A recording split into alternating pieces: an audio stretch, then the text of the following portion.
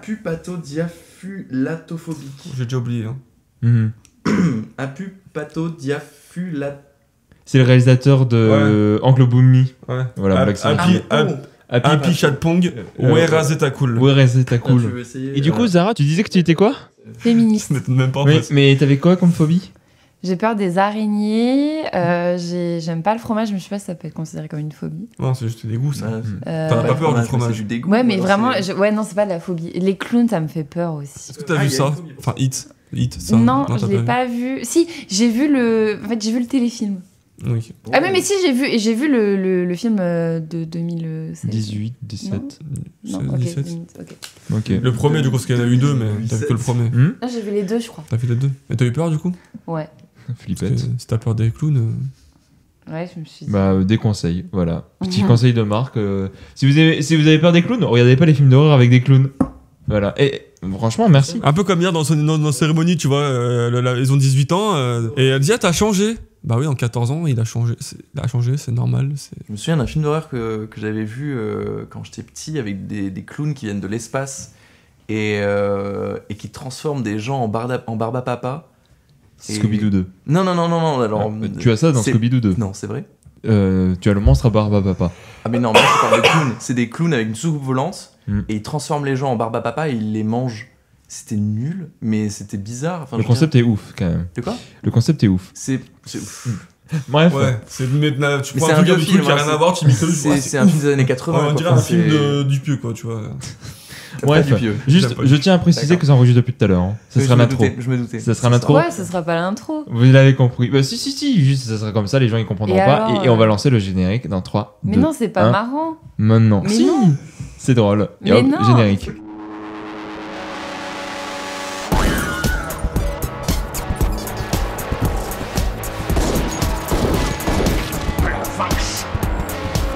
Ah non, mais moi je veux pas ça comme intro. Là c'est mort. Hein, Bouh. Allez-y, crachez-moi là-dessus. et Moi, tout, j'aime beaucoup cette introduction. Oui, moi aussi, voilà, écoute. Bah, vous nous direz, ça sera ça le sondage. Aimez-vous cette introduction? Voilà, donc au bout de 2 minutes, c'est bon, vous pouvez partir. C'est bon, allez-y. Voilà, hop, c'est bon, on est entre nous, on est entre les vrais, entre les gens qui nous écoutent. Et du coup, qu'est-ce qu'on dit aux gens qui nous écoutent? Eh bien, bonjour à tous, bonjour à toutes. Bienvenue dans Avis désastreux, le podcast aux opinions discutables, mais qui pourtant il a pas dit bonjour. les assume. Qui n'a pas dit bonjour? Moi. Non, mais c'est parce que je vais vous dire bonjour. Alors, avant de vous dire bonjour, je tiens à préciser que nous sommes T'arrêtes pas de dire bonjour. au 9e Tu vas nous épisode. dire bonjour quand, mais t'arrêtes pas de le faire. Nous sommes au 9e épisode. Et du coup, ça veut dire que nous sommes une saga de 9 films. Celle de Spider-Man ou de Rocky ou de Star Wars, si on inclut les deux, si nous n'incluons pas les deux autres spin-offs, c'est à vous de Mais du juger. coup, D'ailleurs, en jugeant comment? Eh ben, en vous rendant sur nos réseaux sociaux. 9, tu peux avoir mieux quand même, non? Non mais je me garde que 2 sagas parce que sinon il y en a D'accord, d'autres et ok, tout. ok. Voilà, je me limite à 2 sagas en tout cas. Vu que j'ai pas encore écouté la dernière émission, je voudrais savoir, est-ce que... Et pourquoi tu tournes le micro vers lui? Mais parce qu'il parle. Oui, parce que du coup Zara et Marc ont un seul Zara et Antoine. Mais il y a pas de fil conducteur, c'est normal, c'est une émission chill. Bon, attends. Donc je suis aujourd'hui avec Marc. Bonjour Marc. Bonsoir à Mais tous. Bonsoir. Je suis avec Antoine, relève-toi du canapé. Bonjour. Et je suis avec Zara. Bonsoir. Bonsoir. Du coup, oui, bah, vous pouvez vous rendre sur les réseaux sociaux pour nous dire quelle saga nous sommes, hein, parce que vous dites à vous d'en juger, mais vous ne jugerez pas. T'étais sur quoi, Marc?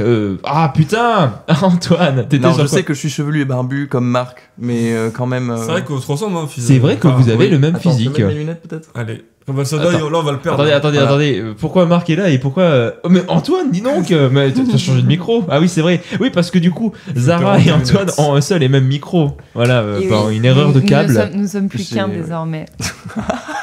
Nous Ouais, sommes un ils ont être fusionné. bicéphale. Voilà. Ça va être plus simple pour le montage en vrai, ou peut-être plus galère, je sais pas en Oui, fait. parce que en fait, je me dis si tu tournes le micro, ça risque pas de faire des petits. Si, mais je couperai les et je remplacerai ça par C'est-à-dire que tu couperas les. quelques-uns et je les remplacerai par une chèvre qui mange de l'herbe. D'accord. J'allais te proposer... Non, Tu le remplaces par le f de Zara. Par le de Zara. Oh là là. Tu peux le remplacer par le Jeez de Fargo. De Jeez. Frances McDormand. Oh, Jeez. Jeez. Jesus. Non? Non, Jeez. Elle dit Jesus, elle dit pas Jesus. C'est C'est l'appréhension de... Oh, Jesus. J-E-E-Z. Mhm. J. On a 5 minutes Jesus. d'introduction, je trouve ça fascinant. Bon, moi, je voulais juste te demander, est-ce oui. que pour la dernière émission, t'as fait le 8e passager? Le 8e passager. Non, j'ai fait. Ah, alors du coup, je voudrais proposer le 9e passager pour cette fois-ci. Y'a pas un truc... t'as pas proposé. non. Et pour cette émission, t'as pas proposé les 100 dalmatiens? Ok, bah je propose le 9e dalmatien du coup. Vous niquez toute mon intro là. Bon, attendez, je me remets dans mon intro. Et alors les Canois et les Canoises, on se la coule douce là, se serrer la main à Scorsese et Anderson? Oh, je déconne, hein, moi aussi j'y suis, hein. Parce que du coup, en fait, on enregistre vachement en avance, mais actuellement, il y a le festival de Cannes, et bravo le cinéma, bravo... Un festival d'aveugles? Oui, c'est ça, en fait, ils prennent des cannes, et pas que, aveugles, et personnes qui boivent leur café, et qui à chaque fois dit « Oh, mais ça manque de sucre !» Ah bah non, on est au festival de Cannes. Quoi? Le sucre de Cannes. Une émission, comme vous avez pu le remarquer. Alors, j'ai écrit plus tranquillou bilou, plus chaotique, on va dire, parce que c'est une émission tranquille, quoi. Il se passe pas grand chose. Oui, il se passe trop de choses. Marc et Zara regrettent d'être venus. Antoine, vraiment, merci d'être présent pour soutenir cet humour. Je sais pas s'il le soutient réellement ou pas. Parce qu'au final, ça va être 1 heure de Antoine et Romain qui se font des blagues, quoi. Et ça, est-ce que c'est pas ça un petit peu qu'on en Bah dans ce cas-là, avec Marc, on peut partir boire une bière, du coup. C'est Je peux vrai. vous accompagner? C'est complètement vrai. Bref, les réseaux, j'en ai parlé. Ah oui, si vous aimez le podcast, hein, évidemment, n'hésitez pas à le partager, voire même à nous noter sur votre plateforme préférée, à nous mettre 5 étoiles, tel le nombre d'étoiles du midi qu'a gagné Stéphane, 5e des plus grands maîtres du midi, aux 12 coups de midi. Ouais, pensez à vous abonner, mettre un pouce bleu et mettez la cloche. Il n'y a pas de cloche, il n'y a pas de pouce bleu, Ah, mais merde. il y a de l'abonnement. Donc si vous aimez bien, vous dites « Oh, dis donc, ce podcast, incroyable, hein !» Hop, petit abonnement, comme ça. Hop, tu le places, tu cliques sur l'appli. Enfin, ça, s'il n'est pas sur une appli, mais du coup, c'est difficile si oui. Là, je suis vraiment en train de tirer en longueur toutes mes vannes. Moi je suis dans mon élément. Ça rate tout ça. Franchement, je pense qu'on va faire aucune écoute sur ce podcast, ça va être assez fascinant. Bref, vous savez quoi? J'ai chaud. On va commencer direct. On va commencer par la prochaine chronique, du coup. Qu'as-tu vu récemment, qui t'a marqué et dont tu aimerais parler? Comment vous connaissez mon nom? J'ai vu le film. Alors, je rappelle encore une fois, si vous nous découvrez à travers cette émission et que vous êtes resté jusqu'à ces 8 minutes, on va parler d'un film qu'on a vu récemment. Donc ça peut être un film vieux, ça peut être un film actuel, c'est un film qu'on a aimé, qu'on n'a pas aimé. Juste, c'est un film dont on aimerait parler. Et je vais commencer par Marc, parce que tu as l'air d'être... Pas du tout prêt. Tu n'es pas prêt. Non, si, je... Ah, il est prêt, c'est un plot twist en fait. C'était une blague en fait. C'était une blague en fait. Et rire. Non, je suis à peu près C'est pas les prêt. rires. Bah attends, je rajoute les rires le temps que tu sois prêt. Parce que moi, j'étais prêt sinon. Ah, bah Antoine est prêt sinon. Eh ben Antoine, vas-y. Bah, comme vous voulez. Antoine qui est prêt. Je m'adapte. D'accord. Antoine qui est prêt, qui est d'ailleurs ton nom de famille. Qui est prêt? T'es sûr de celle-là? Alors, arrêtez de rire s'il vous plaît. Bref, oui, Antoine. À la fin- C'est quoi quel est le film que tu as vu? Alors, du coup, je ne vais pas parler d'un film que j'ai vu très très très récemment non C'est plus, pas grave. mais parce que les derniers films que j'ai vus ne m'ont pas plu, donc du coup, j'ai pas spécialement envie d'en parler. Et du coup, j'ai préféré parler de Nope. De Jordan Peele, sorti l'année dernière. Oui. Effectivement. Et en fait, pour faire court, j'aime beaucoup en fait ce renouveau dans le genre horrifique ces dernières années, avec du coup plein de films qui donnent un renouveau à l'horreur. On n'est plus dans une abondance de screamers avec des clichés à la con et des slashers qui me cassent les couilles. Pardon, désolé, je devrais éviter les gros mots aussi. Je lui prête. D'accord. Mais ouais, en fait, j'en ai marre des films d'horreur. Il y a plein de films qui m'énervent. Et même pour la dernière mission où j'étais présent, j'avais parlé d'un film que j'avais pas spécialement aimé. C'était lequel? Non, j'avais parlé de The Boys. J'avais parlé de The Boys. Ah, mais c'était une série ça. C'est une série. Mais ce que je veux dire, c'est que je vais pas spécialement apprécier The Boys non plus. Ce que je veux dire, c'est que je trouve que ça devient vraiment compliqué de trouver des bons films, de trouver des bons trucs à regarder. Et pour le coup, Nope, c'est très très très très très bon. Mm. Il y a des films qui essaient de faire des choses nouvelles, des choses qui changent un peu, qui sortent de l'ordinaire, et Nope en fait partie. Mm. Et c'est bien. Voilà, de trouver des films comme ça. T'avais vu d'autres films de Jordan Peele? Oui, j'ai vu Get Out. Ouais, t'avais aimé? Oui, Ok. j'ai beaucoup aimé. Et Us? Us, je ne l'ai pas vu. Ok. Ici, bon, je crois qu'on a tous vu Nope. Yep. J'ai Vas-y. l'affiche dans mon salon. Ok, bah bon, ce qui montre un petit peu à quel point tu apprécies ce Affiche film. que Marc m'a acheté, C'est d'ailleurs. vrai. C'est Petite ça, dédicace à Marc si tu nous écoutes. Ben, je suis là en Voilà. fait. Je suis en face de toi. L'idée. Voilà. Je suis Vraiment. juste en face de toi, Zara, donc je t'écoute. Ah bon? Je t'écoute tout le temps. de toute J'avais façon. pas Dès vu. que tu parles, Zara, je t'écoute. Ouh, oh. C'est vraiment les messages qui s'envoient sur les désastreux et C'est tout. clair. Que ça rapproche, hein, voilà. Non, c'est la bière d'hier. Non, c'est Zara Lefebvre, rien à voir. Bref, oui, donc toi, tu aimes bien ce film. Toi, Ah, moi j'ai adoré. Moi je suis ressortie de la séance complètement conquise. Enfin, il y a tout ce passage. Enfin, moi le film m'a proprement terrifiée en vrai parce que ça part un peu plus sur film d'action sur la dernière phase. À partir du moment où on voit la bestiole quoi. Western, horreur, action, enfin, Oui, il y a voilà. un mélange des genres. quoi. Il fait un petit focus avec le western. C'est assez fun. Mais en fait, il y a toute la partie. Moi, je me souviens, c'est des plans qui m'ont hyper marqué, où tu vois les gens digérés par la réalité, genre tu passes dans une espèce de tube et t'as des cris très lointains, etc. Ça, c'est des scènes qui m'ont grave marqué. Et la scène du singe. Oui. Aussi, ça m'avait grave choqué. Et beaucoup d'interrogations encore sur cette scène, notamment cette histoire avec la chaussure La qui chaussure. tient toute seule. Et C'est je me ça. suis dit, pourquoi? Et donc, parce que je crois qu'on en avait parlé il n'y a pas longtemps, est-ce qu'il n'y a pas une histoire comme quoi il va reprendre pour ses prochains films? Il n'y a pas une histoire comme quoi il allait reprendre... il allait repartir sur... crois que c'est- retraiter des personnages dans Je ce crois film. qu'il fait un truc. Alors, je sais pas si c'est un spin-off, si c'est une série, mais il me semble que c'est autour de l'univers de la série qu'il y a dans le film. Enfin, la vieille série, la vieille sitcom. Il me semble qu'il va essayer de reprendre des éléments scénaristiques qu'il voilà, a intégrés ça là-dedans va être, pour essayer de l'exploiter. Ben, on sait que son prochain film, enfin, il a 2 prochains films en préparation et que son prochain sortira en Noël 2024. Il le sort pour Noël. Voilà, enfin en tout cas il a dit c'est pour Noël 2024 et il me semble qu'effectivement il y a un lien avec Nope. Marc, toi Nope c'est un film avec lequel tu t'es plutôt mitigé de souvenirs, non? Non, j'avais beaucoup aimé. Au contraire. Je rejoins en fait ce que dit Antoine, c'est que c'est vrai que ça fait partie de ces films récents d'horreur qui tentent des nouvelles choses. Il y a plein de cinéastes, on en a déjà un peu parlé dans le podcast, Ari Aster, Robert Eggers.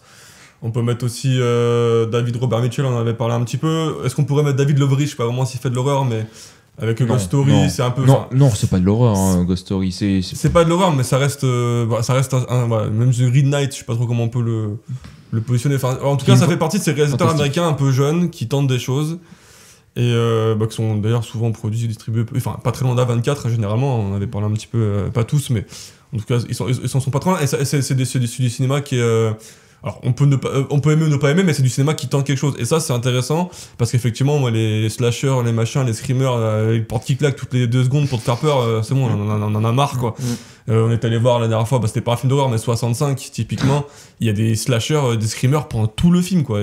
Normalement t'as passé 5 minutes du film, t'en as déjà eu 6, t'en as marre quoi. Et après tu t'habitues, du coup ça fait... Et du coup ça fait plus rien, ça fait plus aucun effet. Et Sauf du coup, quand tu t'appelles Zara. sauf que tu t'appelles Zara. Non mais même les derniers Oui, ils mais- te faisaient plus rien. Ah ouais? Bah J'ai oui, au bout souvenir. d'un moment, ça marchait plus, mais il y en avait un toutes les 2 minutes, donc au bout d'un moment, franchement, forcément, ça fonctionne plus. Et en fait, moi, ça fonctionne plus sur moi, ces films-là, depuis maintenant quelques années, parce que je les ai vus pas mal, et que je me sens mal lassé, et tout simplement, au bout d'un moment, on en a marre. Et du coup, effectivement, moi, Nope, c'est pas un chef-d'œuvre, c'est pas quelque chose que j'ai super adoré, que je reverrai avec plaisir, forcément. Mais c'est un cinéma qui... En plus, j'aime pas trop la thématique, moi, tout ce qui est extraterrestre et tout, je suis pas trop attiré par ça, mais je reconnais que tout le reste est hyper fort. Enfin, la narration elle est hyper pointue, la photographie de Hoyt Van Hoytema qui est le directeur photo d'Interstellar notamment, enfin de Nolan, qui a fait une photo qui est extraordinaire dans Nope. Je pense que c'est même ce que j'ai préféré dans le film, je pense que c'est la photo. Oui, là, je suis d'accord avec toi. Pour citer 2 autres films, bon Tenet évidemment, et surtout Morse, un film de vampire que je vous surconseille et que David aussi Alors adore. attends, quelle version? Non, évidemment pas la version américaine qui est Merci. vraiment à chier. Je suis vraiment Ah ouais, désolé. non, parce qui que est là, à chier. Non, c'est la version, vraiment important la version de- suédoise. Bon, Ah moi, oui, excuse-moi. non, c'est vraiment Tu important disais, de- pardon, la Mais photographie. voilà, dans la photographie de Nope est absolument magnifique. Et je pense que, comme je dis, c'est ce que j'ai préféré du film, je pense. Mais oui, après, c'est bien joué, c'est bien ficelé. Donc voilà, en soi, j'ai passé un très bon moment. Je trouve que tout est très bon. Après, comme c'est pas un sujet qui m'attire plus que ça, c'est pas un film qui m'a extraordinairement marqué. Mais ça reste un très bon film, quoi. Juste avant de donner mon avis sur Nope, pour revenir sur un point que tu avais dit que c'est un truc actuellement on parle un petit peu de Elevated Horror pour parler de ce genre, voilà, qui effectivement est beaucoup rattaché à 24, mais pas que. Blumhouse, à mon avis, fait pas mal partie de ça. Mais ce que je voulais dire, c'est que techniquement, les films d'horreur à ambiance et sans screamer, ça date pas d'hier. Hein, voilà. Ah non, mais c'est sûr, c'est Oui, sûr. non, c'est juste. C'est pas ce que je veux dire. Ce que je veux dire, c'est juste que, on va dire que le cinéma moderne, il y a une recette et ils suivent la recette. Et puis après, tous les films aujourd'hui, ils suivent la même recette. Et quand tu vas voir un film, bah en fait, tu vois tout le temps la même chose. Tu démarres le film, tu te dis ah bon bah la caméra nous a pointé ce truc, cet élément, bah on sait que cet élément va être important. Du coup, tu peux deviner un peu ce qui va se passer. Et avant la fin du film, tu te dis bon bah on sait déjà ce qui va se passer. Et c'est chiant. Il y a plus de surprise. Je dis pas que ce genre de cinéma est mal, est mauvais. Je dis juste que bah il y a une manière de faire qu'il faudrait changer, renouveler. Et Ouais, parce que tu parlais de Blumhouse, moi j'en ai regardé pas mal. Les derniers que j'ai vus, je pense qu'il n'y en a pas un seul que j'ai trouvé bon, même potable, quoi. Je trouve vraiment que Blumhouse vraiment alimente ce cinéma qui est complètement dépassé. Black Phone, c'est eux ou pas? Black Phone, je sais C'est pas, de- mais Black Phone c'était c'est vraiment Scott pas bon. Derrickson. Donc, Non, j'ai c'est vraiment vraiment- détesté le Ah, film. L'homme invisible, c'est eux. L'homme invisible, peut-être. Ils avaient fait Nightmare Island aussi, qui était une nullité absolue. Il y en mais avait ils- un autre aussi qu'ils avaient fait. Non, moi je trouve Blumhouse, au contraire, Alors- je trouve qu'ils alimentent vraiment une vision du Oui, cinéma alors, d'horreur que je ne veux plus voir, quoi. Mais Ouais. dans l'horreur, parce qu'ensuite on avait parlé justement avec David et c'était Benoît qui nous en avait parlé la dernière fois lors de A24.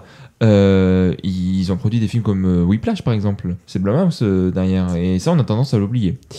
Pour revenir sur Nope, c'est un film que j'avais bien aimé. Bon, faut dire que j'aime pas Get Out, mais je l'avais pas aimé ado. Faudrait que je le revoie pour voir si mon point de vue révolue là-dessus. Mais c'est vrai que Nope, j'avais trouvé le film assez fascinant. Bon, c'est un film sur lequel je suis mitigé parce que j'ai pas tout saisi. C'est vraiment un film qui mériterait un second visionnage, je pense. Moi, ce que j'avais adoré, c'était vraiment toute sa réflexion. Enfin, ce qui me semblait être une réflexion entre la réalité et la fiction. Et en fait, tout le message que essayait de tenir Jordan Peele. Je trouve que c'est un film qui est extrêmement bien construit, qui est très intelligent et pertinent dans son écriture, mais il faut aller le chercher pour le voir. C'est pas un film qui va te crier un petit peu de ce dont quoi il parle. Et c'est vrai que le film va avoir tout du long va te donner plein d'éléments de mystère et tout. Tu parlais tout à l'heure de la chaussure, qui est un mystère qui reste. Et je pense que ça fera partie de ces films dont on se citera d'ici quelques années. Ah ouais, Nope, notamment le truc de la chaussure, dont on n'aura jamais de truc. Parce que même s'il y aura une théorie, elle fera jamais consensus. Ouais, mais j'ai envie de te dire, on s'en fout un peu. Mais oui, mais après, je suis genre d'accord avec ça. de ça. En fait, on n'a pas besoin d'avoir de second. Moi, on peut apprécier le film comme tel, comme ce qu'il est, comme un truc d'épouvante / action, sans pour autant avoir une deuxième. Alors, évidemment, il y a une deuxième grille de lecture.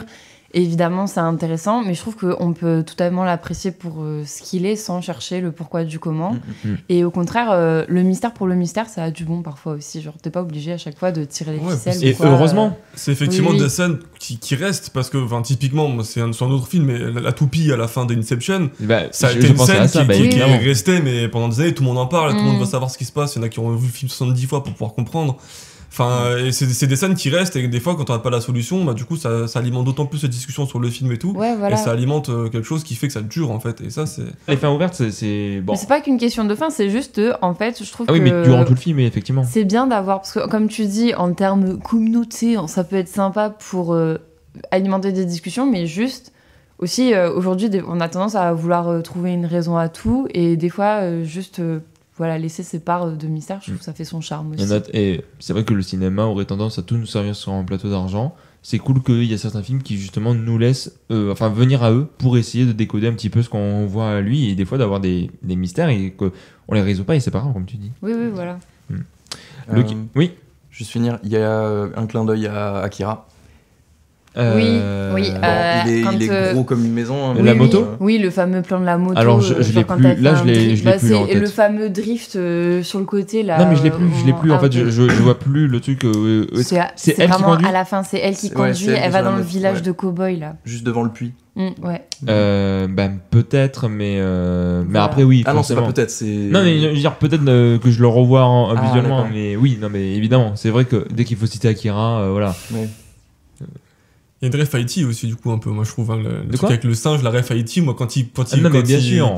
quand il tend le bras, là, le poing, Ah, mais- ça m'a toujours fait penser. ah, Dès oui. que j'ai vu la scène, j'ai pensé à Haïti. Non, mais bien sûr, immédiatement. après, c'est un film qui. Mais il y a beaucoup de références. Outre mélanger les genres, mélange les références. C'est ça qui est. Enfin, c'est vraiment un de ces films les plus intéressants, je pense, parce que vraiment, il y a tellement là-dedans que voilà, c'est un film Et je trouve que c'est un film en plus sur lequel on l'attendait pas parce que ces deux premiers, enfin, je trouve qu'ils se ressemblent un petit peu pour le coup. C'est pas les mêmes films, hein, mais il y a une thématique un peu pareille. Là, je trouve vraiment que c'était vraiment bien renouvelé avec ce film et je l'attendais pas du tout sur un film comme ça. Et ça m'avait quand même assez surpris parce que c'est vrai que. C'est mon premier film de Jordan Peele. Du coup, ça m'a donné envie. Après, on m'a dit que, enfin, après les autres, enfin, ils ont été suranalysés. Enfin, on a beaucoup parlé, notamment de Us et tout ça, machin. Ah ouais, c'est eux genre, dont on a le plus parlé. Ou, bah, je sais pas, moi je sais que j'ai vu beaucoup de vidéos, etc. dessus. Après, c'est peut-être par rapport aux vidéastes que je regarde, je sais pas. Mais du coup, enfin, je vois que ça a l'air un peu différent. Je sais que j'ai beaucoup de potes qui ont vu Get Out aussi. Bah oui, voilà. Get Out, ça avait été un gros truc hein, quand le film est sorti. Hein. C'était un immense succès. Il avait pas gagné un Oscar d'ailleurs, Get Out. En tout cas, il a eu des récompenses, mais il a eu de grosses récompenses, hein, Get Out, à sa sortie. Ça me dit rien l'Oscar, mais peut-être après. Alors, pas Oscar du meilleur film, mais Oscar de meilleur scénario. Mais du coup, ça m'a donné envie de regarder tous ces films. Donc, je l'ai et pas après, il y fait en a que encore. de 3 pour l'instant. Après, ouais, avec mais non plus, voilà, bon. donc Oui, c'est enfin, oui. plutôt. Et c'est sketch. Ça va comme goal. Et c'est sketch avec Peel. Alors, je sais plus comment il s'appelle. Peel, il s'appelle Peel. Cahier de Peel. Et donc, je vous encourage, je sais plus si je l'ai déjà dit ici, Wendell and Wild. Avec de. Ah putain, le gars qui a fait. L'étrange Noël de Monsieur Jack, comment il s'appelle? Henry Selick, voilà. D'Henry Selick, je vous encourage à découvrir ce film en stop motion.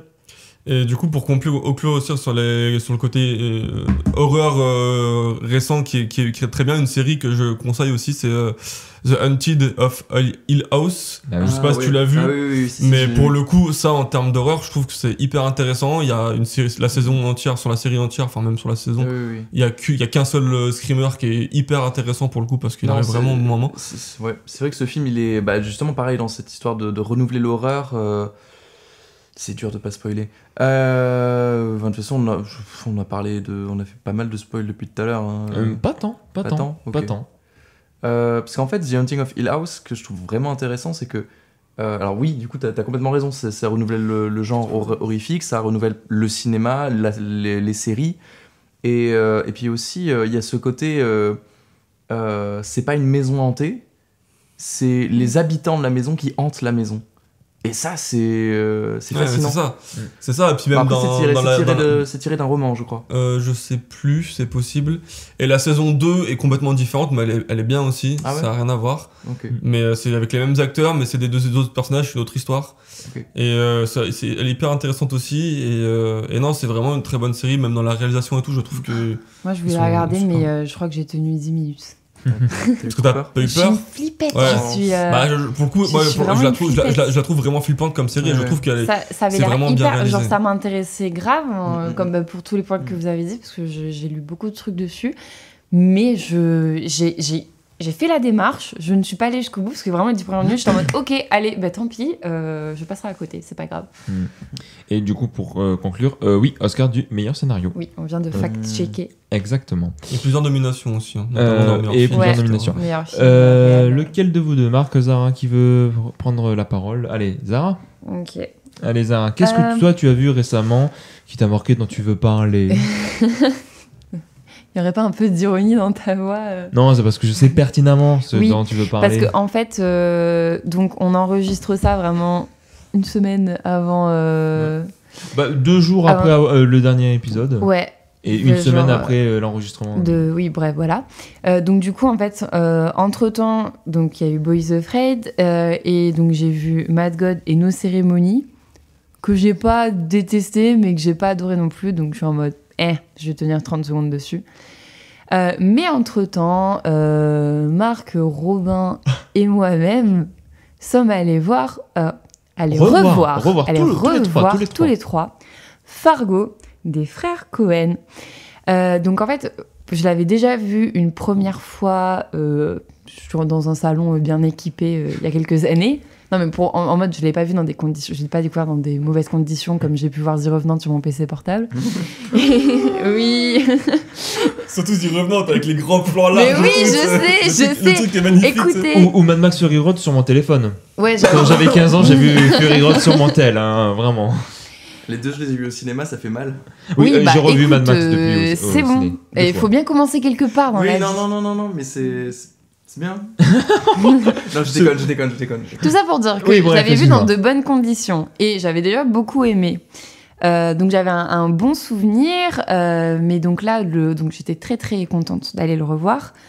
Et la joie est restée la même. Vraiment, j'avais le sourire pendant tout le film. Donc Fargo des frères Cohen, c'est une comédie policière. Donc, qui se passe dans le Minnesota / Dakota du Nord. Et grosso modo, l'histoire, c'est un mec qui planifie l'enlèvement de sa femme. Et ça ne se passe pas très bien. Et donc, du coup, quoi ? Pour toucher les sous de son beau-père. Oui. Voilà. Bah, ok, si tu veux compléter le résumé. Ah mais non, c'était juste pour rajouter ça, c'est tout. Et donc, ça ne se passe pas très bien. C'est un faux enlèvement qui tourne mal. Et donc, les kidnappeurs, c'est eux qu'on va suivre la moitié du film, ont sur leur trace une policière, Marge, j'ai oublié son nom de famille. Marge. Attends, merde, c'est pas comme ça. C'est Homer. Gunderson, je crois, un truc comme Ouais. ça. Bart. C'est horrible. Marge. Oui, ça. Donc du coup, en fait, j'aime beaucoup ce film parce que, en fait, je trouve qu'il y a un certain charme à faire une espèce de ce que j'appellerais un thriller maladroit, dans le sens où c'est pas qu'il est réalisé maladroitement, c'est que du coup, les antagonistes sont maladroits. En fait, il y a une réelle sympathie pour ces deux kidnappeurs qui sont en galère, alors que techniquement, ils font des choses horribles. Mais il y a quelque chose qui est touchant. Il y avait une réelle volonté. J'ai lu un bout d'interview, mais après, source Allociné, donc pas génial. Oui, parce qu'en mode, ils citaient pas eux-mêmes l'interview qu'ils avaient citée. Mais comme quoi, il y avait une réelle interview de tes frères Cohen qui disait que la volonté, en fait, c'était de faire des méchants de policiers un peu anti-cinéma. Dans le sens où on est loin du génie machiavélique, voilà, un peu charismatique, etc., machin. Là, c'est vraiment des méchants de la vie normale, en mode, c'est des gens un peu en bas de l'échelle sociale, qui sont en galère et qui font face aux aléas de la vie. Et en fait, parce que rien ne se passe bien. Et c'est ça qui fait son charme aussi. Et donc, en fait, ce que j'aime bien, c'est que au-delà du fait que le film est très beau, c'est ce jeu avec le pathétique où en soi la situation est tragique mais on en rit et cet attachement qu'il y a autour des personnages se joue aussi avec du coup la shérif, commissaire, policière, je ne sais pas quel est son grade. Elle est shérif, elle a sa petite étoile là, elle la est shérif, à la fin de ses... Voilà, Marge qui elle du coup est en total contraste avec les autres personnages majoritairement masculins, qui sont tous un peu des merdes humaines, hein, on va pas se mentir. Ce qui est sympa dans ce film, c'est aussi comment on dépeint la banalité. Par exemple, il va y avoir des bouts de scènes de vie avec elle et son mari. Oui, il y a une certaine banalité, une normalité qui se dégage de ces personnages, déjà par les dialogues. Bon, il y a beaucoup de blagues en mode, ils font beaucoup genre « yeah, yeah, yeah ». Ça joue un peu sur les silences, etc. D'ailleurs, il y a eu quelqu'un qui a été mis sur le film pour que les acteurs exagèrent exprès l'accent du Minnesota. Et je trouve que ça rajoute son charme. Et du coup, j'ai beaucoup aimé ces passages un peu de couple qui, si ça avait été traité par un autre film, ça aurait pu être vu la banalité en mode c'est nul, mais face à ce monde hyper violent et hyper plein d'avarice qui est décrit par le film, en fait c'est une banalité et des silences qui sont hyper doux et hyper attachants et qui contrastent vraiment avec ce que elle affronte. Je trouve que c'est un film attachant, drôle et la partie policière, la course-poursuite est vraiment bien. Il y a des petits retournements de situation, etc. Donc pour moi, c'est un de mes films préférés. Allez voir Fargo. Qu'il était déjà et qu'il là, tu l'as confirmé que c'était un de tes films. Oui, préférés. voilà, c'était un pressentiment, mais comme je l'avais pas revu depuis longtemps, je voulais pas m'avancer sur les choses. Voilà. Il y a quelqu'un à côté de moi qui jubile face à une critique aussi dithyrambique qui considère que ce film est un chef-d'œuvre. C'est Marc. Je ne le dis pas souvent, mais pour moi, effectivement, c'est un film parfait. C'est-à-dire que j'ai absolument rien à reprocher au film de A à Z. C'est vraiment la perfection, mais je te rejoins sur le côté simplicité. Et d'ailleurs, il souligne souvent, enfin, dans le film, les personnages principaux, là, ce qui les attire le plus, c'est l'argent, finalement. Quasiment tous. Et en fait, ils vont tous avoir des problèmes à cause de cet argent-là, à cause de cette quête-là, alors qu'en parallèle, t'as cette femme flic, cette shérif, qui est mariée et qui vit dans la plus grande simplicité avec son mari, et tout se passe bien, et ils vivent dans le meilleur des mondes, et ils sont hyper amoureux, etc. Et au final, bah, c'est un peu le sujet du film, c'est vraiment de dire, revenons à quelque chose de plus simple. Et puis je trouve que le génie du film aussi, c'est ce côté, bah, effectivement, il y a cette comédie satirique, mais en même temps, ce que j'aime beaucoup, c'est qu'on nous fait croire au début que c'est une histoire vraie. Et du coup, ce que j'aime beaucoup, en fait, c'est ce côté-là, en fait, c'est que j'ai vu une affiche alternative du film il y a pas longtemps qui te dit « Auriez-vous le courage d'en rire ?» Et je trouve ça énorme parce que finalement, le fait qu'on te dise à la base que c'est une histoire vraie, t'as envie de rigoler à certains passages, mais tu penses en même temps au fait que ça puisse être une histoire vraie, et du coup, ça te met dans une situation un petit peu où tu te dis, mais attends, je vais pas rigoler, le gars il vient de se prendre une balle dans la tête, c'est pas drôle, et en même temps, de la manière dont c'est fait, dont c'est filmé, là, le pathétique des personnages et tout, t'as envie d'en rigoler parce qu'ils sont tellement ridicules que du coup, et je trouve ça génial en fait, de réussir en fait à faire rire de choses qui sont pas forcément drôles, et c'est là que je trouve aussi tout le génie. Après, c'est une espèce de fresque des États-Unis, il y a une photographie et une musique qui a tombé par terre. C'est hyper bien ficelé, les personnages sont super bien incarnés, il y a un casting absolument impressionnant. Je trouve que chaque personnage incarne à la perfection son personnage. Enfin, chaque acteur incarne à la perfection son personnage. C'est vraiment des Américains moyens, en fait. Ouais, c'est ça. D'ailleurs, j'ai vu, tu parlais de l'acteur de l'accent du Minnesota. Frances McDormand, je le bossais à fond avant le film parce qu'elle l'avait pas du tout. Et c'est d'ailleurs c'est les deux frères Coen, et notamment son mari, qui lui avait demandé vraiment bosser cet accent pour qu'il ressorte énormément, et ça rajoute ce côté simple, ce côté vraiment réel, Amérique profonde et tout, que j'aime beaucoup dans le film. Mais oui, de toute façon, effectivement, je l'avais revu, je l'avais déjà beaucoup aimé la première fois, j'avais mis 4,5, je sais pas pourquoi, j'avais enlevé 0,5 parce que sincèrement je trouve aucun défaut à ce film. Amérique profonde qui est jamais jugé, en fait, je trouve. Là, il y a pas de jugement classique sur ce qui se passe, parce que voilà, les personnages les plus heureux, ils ont une maison modeste. Le mec, il peint des canards sur des timbres. Enfin, je veux dire, il y a vraiment une douceur. C'est vraiment un film de genre qui parle de classe moyenne, voire pauvre, et sans apporter une espèce de regard froid ou misérabiliste. C'est des gens simples et heureux. Et ça contraste avec cette violence un peu drôle. Mais je trouve que le film, il est vraiment épuré dans ses effets, c'est-à-dire parce que même si c'est de la comédie, mais ça en fait jamais des caisses, et c'est en fait cette espèce de blague très froide qui tombe d'un coup et t'es en mode sa critique finalement, c'est la critique qu'il fait, c'est sur ce ridiculisme à chercher de l'argent, à chercher la gloire, le truc, alors qu'il y a des trucs beaucoup plus simples à avoir et qui sont plus faciles à avoir en plus, logiquement. Et qui te rend beaucoup plus heureux que cette poursuite à la recherche de l'argent, quoi. Et bah c'est super. Marc, quel est toi le film que tu as vu récemment Tu n'as pas parlé du film, Robin? Non, mais si. Oui, vas-y, Robin, t'en penses quoi de Fargo? Bah si, j'ai dit ah oui, à un moment ouais. Bon, je vais être honnête. Si je suis allé voir Fargo, c'est parce que quand j'avais été adolescent, ça a été mon premier rapport avec les Coen, les frères Coen dont j'avais vraiment beaucoup entendu parler. Et du coup, j'avais commencé par Fargo, dont on m'a souvent parlé en mode c'est un de mes films préférés, tout ça. Donc, je suis allé voir Fargo et j'ai pas accroché. En fait, je comprenais pas ce que le film avait de si exceptionnel, donc je me dis décevant quoi. Et là, le mois dernier, en quelques années, j'ai eu l'occasion de voir Arizona Junior, que je considère comme un chef-d'œuvre et qui est devenu un de mes films préférés.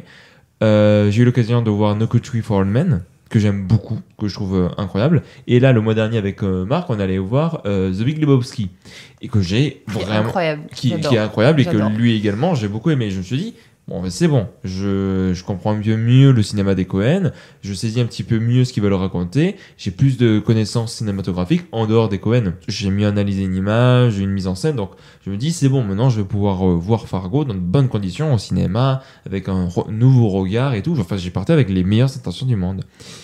Et je suis désolé, mais mon point de vue a très peu changé. Là où est-ce qu'il a changé, c'est que je considère qu'effectivement, la mise en scène dont il a gagné un prix à Cannes qui est mérité, la mise en scène, franchement j'aime bien la mise en scène, comment elle est déployée. Je trouve qu'effectivement la photographie de Roger Deakins est sublime, la musique t'installe à une ambiance. Mais après le reste, le gros souci que j'ai avec ce film, je ne dis pas que c'est un film mauvais, loin de là. Le seul truc que je dis, c'est que je n'arrive pas à voir ce que vous voyez. Que ce soit vous, des amis avec qui on a parlé hier, donc il y a eu David, il y a eu Léa, à qui je salue. Voilà, des gens qui adorent ce film, et à chaque fois que vous m'en parlez, je me dis, ok, je comprends pourquoi vous aimez ce film, mais je le vois absolument pas. Là, tu vois, le seul truc que maintenant j'arrive un petit peu à saisir, c'est cette douceur qu'il y a à travers ce couple, qui vient un petit peu contraster par rapport à tout le reste de l'univers, et du coup qui explique un petit peu pourquoi on s'attarde tant sur ce couple, alors qu'il y a la plupart du temps, je me dis, oui, bon, d'accord, ok, là je comprends un petit peu mieux. Mais ça me fait pas plus apprécier le film pour autant. Donc je le reverrai là dans 5 ans. Non mais le revois pas là, c'était une cause perdue je pense. Oh là là. Non, après, quand tu mûris, quand tu grandis, enfin, après, c'est une question, non, mais c'est une question de maturité. Ça peut être dans un sens comme dans l'autre, parce que des films que j'ai regardés quand j'étais petit, si je les revoyais maintenant, je les trouverais nuls, tu vois. C'est une question de maturité, c'est quand tu grandis, que tu prends 5, 10, 15 ans, tu vois les films différemment, parce que t'as aussi vécu différemment, t'as peut-être, tu vois, il y a des films, des fois, quand t'as vécu certaines situations, tu le reverras quand t'auras 30 ans, alors. Oui, non, mais après, t'as raison, c'est vrai que je suis le plus jeune du podcast, donc c'est normal. Puis, je veux dire, on n'avait pas le même moment, tu vois. Zara, t'avais un jour de plus que moi quand tu as vu Fargo, donc peut-être que si je l'avais vu le lendemain, j'aurais dit, c'est chef-d'œuvre, tu vois, c'est une question de maturité, c'est pas individuel, c'est une question de maturité dans le sens où, tu vois, moi, la première fois que j'ai vu Eternal Sunshine of the Spotless Mind, j'ai pas spécialement aimé. Et je l'ai revu quelques années après, je me suis dit oui, je comprends un peu mieux parce que t'as des situations que tu peux avoir vécues ou que tes amis ont vécues qui sont un peu similaires et tu t'y reconnais. C'est pareil quand tu regardes Mon Roi, par exemple. Mon Roi, moi à l'instant où je l'avais regardé, j'avais une pote qui était dans une situation hyper toxique comme ça avec un mec. Ça m'a énormément parlé parce que je trouve le film énorme. Mais si t'as jamais vécu ça, si tu connais pas ça, bah tu peux trouver le film nul, tu vois, par exemple. Alors, juste après, j'espère qu'aucun de vous deux n'a connu une situation semblable dans Fargo. Juste parce que bon, vraiment là, vraiment. Si c'était le cas, je ne dirais pas parce que mon pote que j'ai mis dans la broyeuse à broie, faut mieux pas que tout le monde le sache, quoi. Donc. Non, mais bon, voilà. Alors, je suis pas un haters du film. Je ne le suis plus parce qu'avant, j'aurais pu dire, Fargo, on en fait trop. Là, je comprends que vous aimez ce film, mais je n'arrive pas à l'aimer autant que vous l'aimez. C'est juste, je vois vraiment pas ce que vous y trouvez à ce film, et ça reste à l'heure actuelle. Vraiment, je trouve pas ce que le film a de fou. Je sais juste que c'est un film que oui voilà, Marc qui est en train de dire que je devrais me jeter à l'arène, me faire bouffer par des lions.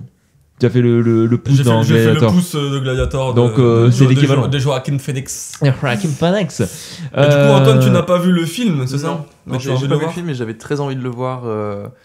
Donc j'ai écouté attentivement tout ce qui s'est dit. Et t'as vu d'autres films des Coen ou quand même Je suis pas sûr.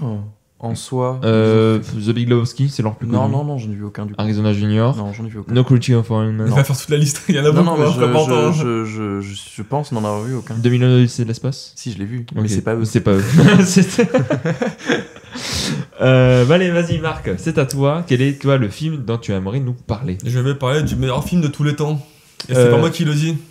Attends. Oh, sérieux, tu vas parler? Mais forcément. Mais tu n'avais pas un autre film en tête? J'avais un autre film en tête qui était Fargo. Donc du coup, qui est mon film. Non, je savais que Zara allait en parler, donc j'avais préparé. Oui. Je vais parler de Jeanne Dillman, 23 quai du commerce, 1080 Bruxelles, qui est considéré par un journal. Seinen Sound. Ouais, c'est ça, c'est britannique, je crois.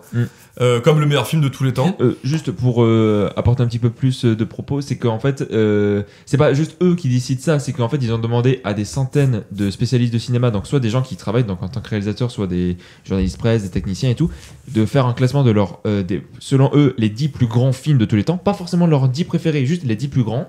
Et cette année, l'année dernière, du coup, Jeanne Dillman est passé numéro 1 devant Citizen Kane et Vertigo, qui l'ont été pendant de très longues années. Voilà, et c'est tous les 10 ans qu'ils font ça. Voilà. Et du coup, c'est un film de Chantal Akerman, sorti en 1975, avec dans le rôle principal Delphine Seyrig, qui joue notamment dans Peau d'âne de Jacques Demy. Alors, honnêtement, j'y allais avec très peu de conviction parce que 3h20 quand même le film sur un quotidien de l'hyper-réalisme quotidien d'une femme des années 70-80 seule au foyer avec, je le savais un peu à l'avance, des scènes très longues, des gros plans fixes, et c'est à peu près tout ce que je n'aime pas dans le cinéma. C'est ces longs plans fixes où t'as l'impression que ça ne raconte rien. Et tu te dis bon bah là on est en train de se faire chier, et 3h20 de ça, franchement j'avais excessivement peur. Et on a attaqué cette séance à 20h à peu près. 20h10 je crois c'était. Ouais, c'était donc le soir quoi. Donc le soir, après une journée de boulot en plus, donc franchement je partais vraiment pas serein, j'étais pas sûr de tenir tout le film d'ailleurs. Et assez rapidement, Chantal Akerman m'a capté complètement dans le film, mais absolument, c'est-à-dire à un point où je m'y attendais absolument pas. Parce que effectivement c'est pas mon style de cinéma, mais en fait tout est tellement extraordinairement fait dans le film, et je dis vraiment, j'en parlais tout à l'heure, il y a pas beaucoup de films que je trouve parfaits, bah ce film je trouve parfait en tout point. Avec Fargo du coup. Avec voilà, Fargo, ça fait 2 films de suite. Ça fait 2 films de suite, et ça fait très longtemps que j'avais pas fait une semaine où j'avais mis 5 sur 5 d'affilée. Ah, tu lui as mis 5 sur 5? Oui, j'ai mis 5 sur 5 parce que je pense qu'au bout d'un moment faut pas sourciller quand t'as un film comme ça qui a tout, c'est voilà, et du coup oui, bah tout en fait il a tout parce qu'il est bon dans tous les aspects du cinéma. Alors peut-être pas la musique pour le coup parce qu'il y a très peu de musique, mais c'est les seuls moments musicaux qu'il y a sont très bien, je trouve d'ailleurs. Il y en a 2 mais ils sont très bien. Mais c'est un film qui est alors déjà hyper intéressant, même captivant, passionnant, tout ce que vous voulez, sur le portrait de femme qu'il fait de ces années 80, 70-80. Le portrait est hyper pointu. Et c'est surtout qu'on sent toute l'acidité et l'amertume qui s'installe dans le film par l'écriture de Chantal Akerman. On sent tout le film parce qu'au début en fait le jour 1 en fait c'est un film qui est je vais dire comme ça, c'est un film qui est découpé en 3 jours. On a un premier jour qui commence en fin de journée. Ouais, 17h à peu près. Ouais, 17-18h je pense. Fin de journée, et on voit qu'elle a des tâches à faire, qu'elle est toute seule chez elle. Dans la soirée, il y a son fils qui la rejoint. On voit que c'est quand même elle qui fait beaucoup qui fait toutes les tâches, sur le repas, débarrasser, faire le lit, etc. Elle fait toutes les tâches quotidiennes. Et on se rend compte dès le 2e jour, le lendemain, qu'elle refait exactement les mêmes scènes, le même quotidien répété, sans qu'elle ait le moindre moment pour elle finalement dans le film. Et ça énerve même quasiment. Moi je sais que par exemple le gamin dans le film je l'ai trouvé absolument insupportable, je l'ai détesté pendant tout le film, et en fait il y a un 3e jour où déjà dans le 2e on sent qu'il y a des prémices, et dans le 3e jour en fait sans trop en dévoiler on sent qu'en fait elle lâche la rampe complètement. Tout ce quotidien qui l'assomme totalement, c'est cette charge de travail qu'elle a tout le temps, elle commence à l'abandonner petit à petit parce qu'elle en peut plus quoi. Et parce que son quotidien est un quotidien que personne n'a envie de vivre. Et c'est toute la critique que fait Chantal Akerman, je trouve, qui est passionnante, c'est que on ressent cette acidité, cette amertume pendant tout le film, dans les dialogues. Il y a un moment, il y a un dialogue qui m'a marqué, quand elle parle de son fils, elle dit mais qu'est-ce que je ferais sans lui, et on sent, on sait pas si le personnage en question quand elle le dit le pense vraiment, mais ce que je trouve que tout le génie c'est qu'on sait que par contre Chantal Akerman quand elle écrit ce dialogue là elle met une amertume, une acidité violente, parce que nous on a vu déjà à peu près la moitié du film à ce moment là, donc un jour complet, et on se rend compte qu'en fait que sans lui elle serait beaucoup plus libre, elle serait beaucoup plus elle aurait elle pourrait faire tout ce qu'elle veut, parce qu'en fait tout son quotidien est orienté de manière à servir son fils. Parce que tout ce qu'elle fait dans la journée, c'est de faire des courses pour faire à manger le soir. Quand elle fait à manger, c'est pour lui, elle débarrasse, elle fait la table, elle va se coucher, etc. Et au final, il y a ce côté-là vraiment répétitif pour ce gamin-là, qui en plus ne lui répond pas, la traite assez mal, je trouve. Enfin, il y a vraiment... Il la considère pas. Il la considère absolument pas, il la remercie jamais d'ailleurs, il n'y a pas eu un seul merci dans le film, il n'y a rien, enfin il est d'une froideur envers sa mère parce qu'il considère qu'elle lui doit ça en fait. Et en fait, il remet jamais, aucun des deux personnages ne remet jamais en question réellement sa position, peut-être dans le 3e jour. Mais voilà, et je trouvais ça passionnant. Et puis c'est passionnant par la mise en scène, parce que sincèrement, moi 3h20 de plan fixe, j'avais très peur. Mais la composition des cadres, sincèrement, je pense que j'ai pas vu ça depuis... peut-être le Wes Anderson, parce que j'aime beaucoup la composition de cadres de Wes Anderson, mais c'est une composition qui est millimétrée. Tout est bien placé quand tu vois la composition. T'as la table au premier plan, t'as le personnage au 2e plan, t'as tous les décors, les babioles, les machins qui sont derrière et tout. Enfin, j'ai trouvé ça millimétré et vraiment passionnant. de la manière dont elle avait de cadrer chacun de ses plans. Il y a du hors-champ qui est hyper bien utilisé. Il y a des musiques de temps en temps qui sont hyper bien utilisées. Il y a des choses, des non-dits, tu vois, on en parlait tout à l'heure, des choses mystérieuses, on en parlait tout à l'heure avec Zara, qu'on ne sait pas, on ne saura jamais ce qui se passe. Et du coup, ça alimente le film, et voilà, et du coup, c'est passionnant. Moi, il y a un truc qui m'a fait beaucoup rire aussi, c'est que à peu près, je pense que la personne, elle a une trentaine d'années dans le film, en 75, c'est à peu près l'âge qu'avait ma grand-mère à cette époque-là. J'ai retrouvé des choses qui m'ont vraiment fait penser à ma grand-mère. Ce fait de mettre sa laque dorée, de se mettre tout le temps belle, même pour aller dehors, alors qu'il y a rien à voir. C'est parce que tu as une pression sociale, en fait, qui est exercée sur elle, d'être belle, d'être mariée, d'être ci, d'être ça, cette critique-là tout le temps, qui est passionnante. Et le fait de nettoyer ces petites babioles tous les jours, là, c'est des trucs, personne ne les regarde, mais tu les nettoies quand même tous les jours. Et ma grand-mère était exactement comme ça. Et elle a jamais remis en question ce fonctionnement-là. Et je trouve ça vraiment passionnant par rapport à cette vision hyper amère qu'elle a de la société. Et d'ailleurs, j'avais lu avant d'aller voir le film qu'elle avait beaucoup inspiré Haneke, et complètement. C'est un cinéma qui est Haneke, qui est hyper amer, qui est hyper violent sur la société, qui est hyper fixe aussi. Et j'ai complètement retrouvé le cinéma. Alors je trouve que là, c'est encore mieux fait. Ce que j'ai pas souligné aussi, et je m'arrêterai là-dessus, mais qui est extraordinaire, c'est le jeu de Delphine Seyrig. Dans les 2 premiers jours, elle a un jeu assez classique, mais de mère de famille, voilà. Et dans le 3e jour, elle a un regard, une chose où tu sens qu'elle a complètement lâché son rôle et tout, qu'elle est en train de craquer psychologiquement, nerveusement, quoi, et qu'elle peut pleurer à n'importe quel moment. Il y a des séquences qui durent 5-6 minutes, où, par exemple, quand tu es en train de brasser une espèce de viande avec un œuf dedans, où tu sens qu'en fait, à n'importe quel moment, sur les 6 minutes de plan, elle peut craquer psychologiquement et pleurer et fondre en larmes à n'importe quel moment. Tu sais pas comment ça va se terminer. Moi, pendant tout le film, je me suis dit, mais elle va se suicider, en fait. Vraiment, tu la sens en train de s'effondrer complètement psychologiquement, et elle joue cette subtilité hyper bien. Je l'avais déjà vu un petit peu, mais là, je la trouve vraiment captivante dans ce rôle. Donc bref, voilà, il y a plein de choses à dire encore, mais c'est un film absolument merveilleux, qui est passionnant par cette fresque que Chantal Lacarmen fait de la période, du rôle des femmes de cette époque, de cette société, de cette pression qu'il y avait autour d'elle, et qui est passionnant par cette mise en scène, ce cadre, c'est millimétré. Enfin, franchement, c'est extraordinaire, quoi. Si vous avez l'occasion de le voir, je sais qu'il est reprogrammé dans quelques cinés en France, donc franchement, si vous pouvez le voir, allez le voir, parce que c'est impressionnant. Et ben, alors, j'aimerais rajouter d'autres trucs, mais déjà, en fait, tu l'as dit avec tellement de passion et tout, enfin, c'était vraiment passionnant à suivre. Ah ouais, voilà, non, mais c'est un film passionnant, vraiment, c'est énorme. C'était hyper agréable de t'entendre, sache-le en tout cas. Ouais, merci. Voilà. J'ai pas vu le film, mais je viens de regarder l'affiche, parce que l'affiche m'avait déjà appelé. En fait, l'affiche, c'est complètement du Edward Hopper, peintre américain ça me fait penser ou au tableau au cinéma ou le tableau du C'est Diner. l'affiche de ressortie. Ouais, c'est parce pas que l'affiche originale est moche. Ouais, genre justement, je trouve que le choix, parce qu'en fait, donc Edward Hopper, c'est un peintre américain qui dessine des personnages un peu perdus dans la vie. Souvent, c'est des femmes esselées avec qui sont vraiment seules et en pleine réflexion. C'est des tableaux qui respirent et très contemplatifs. Et en fait, la vibe de l'affiche, c'est complètement ça.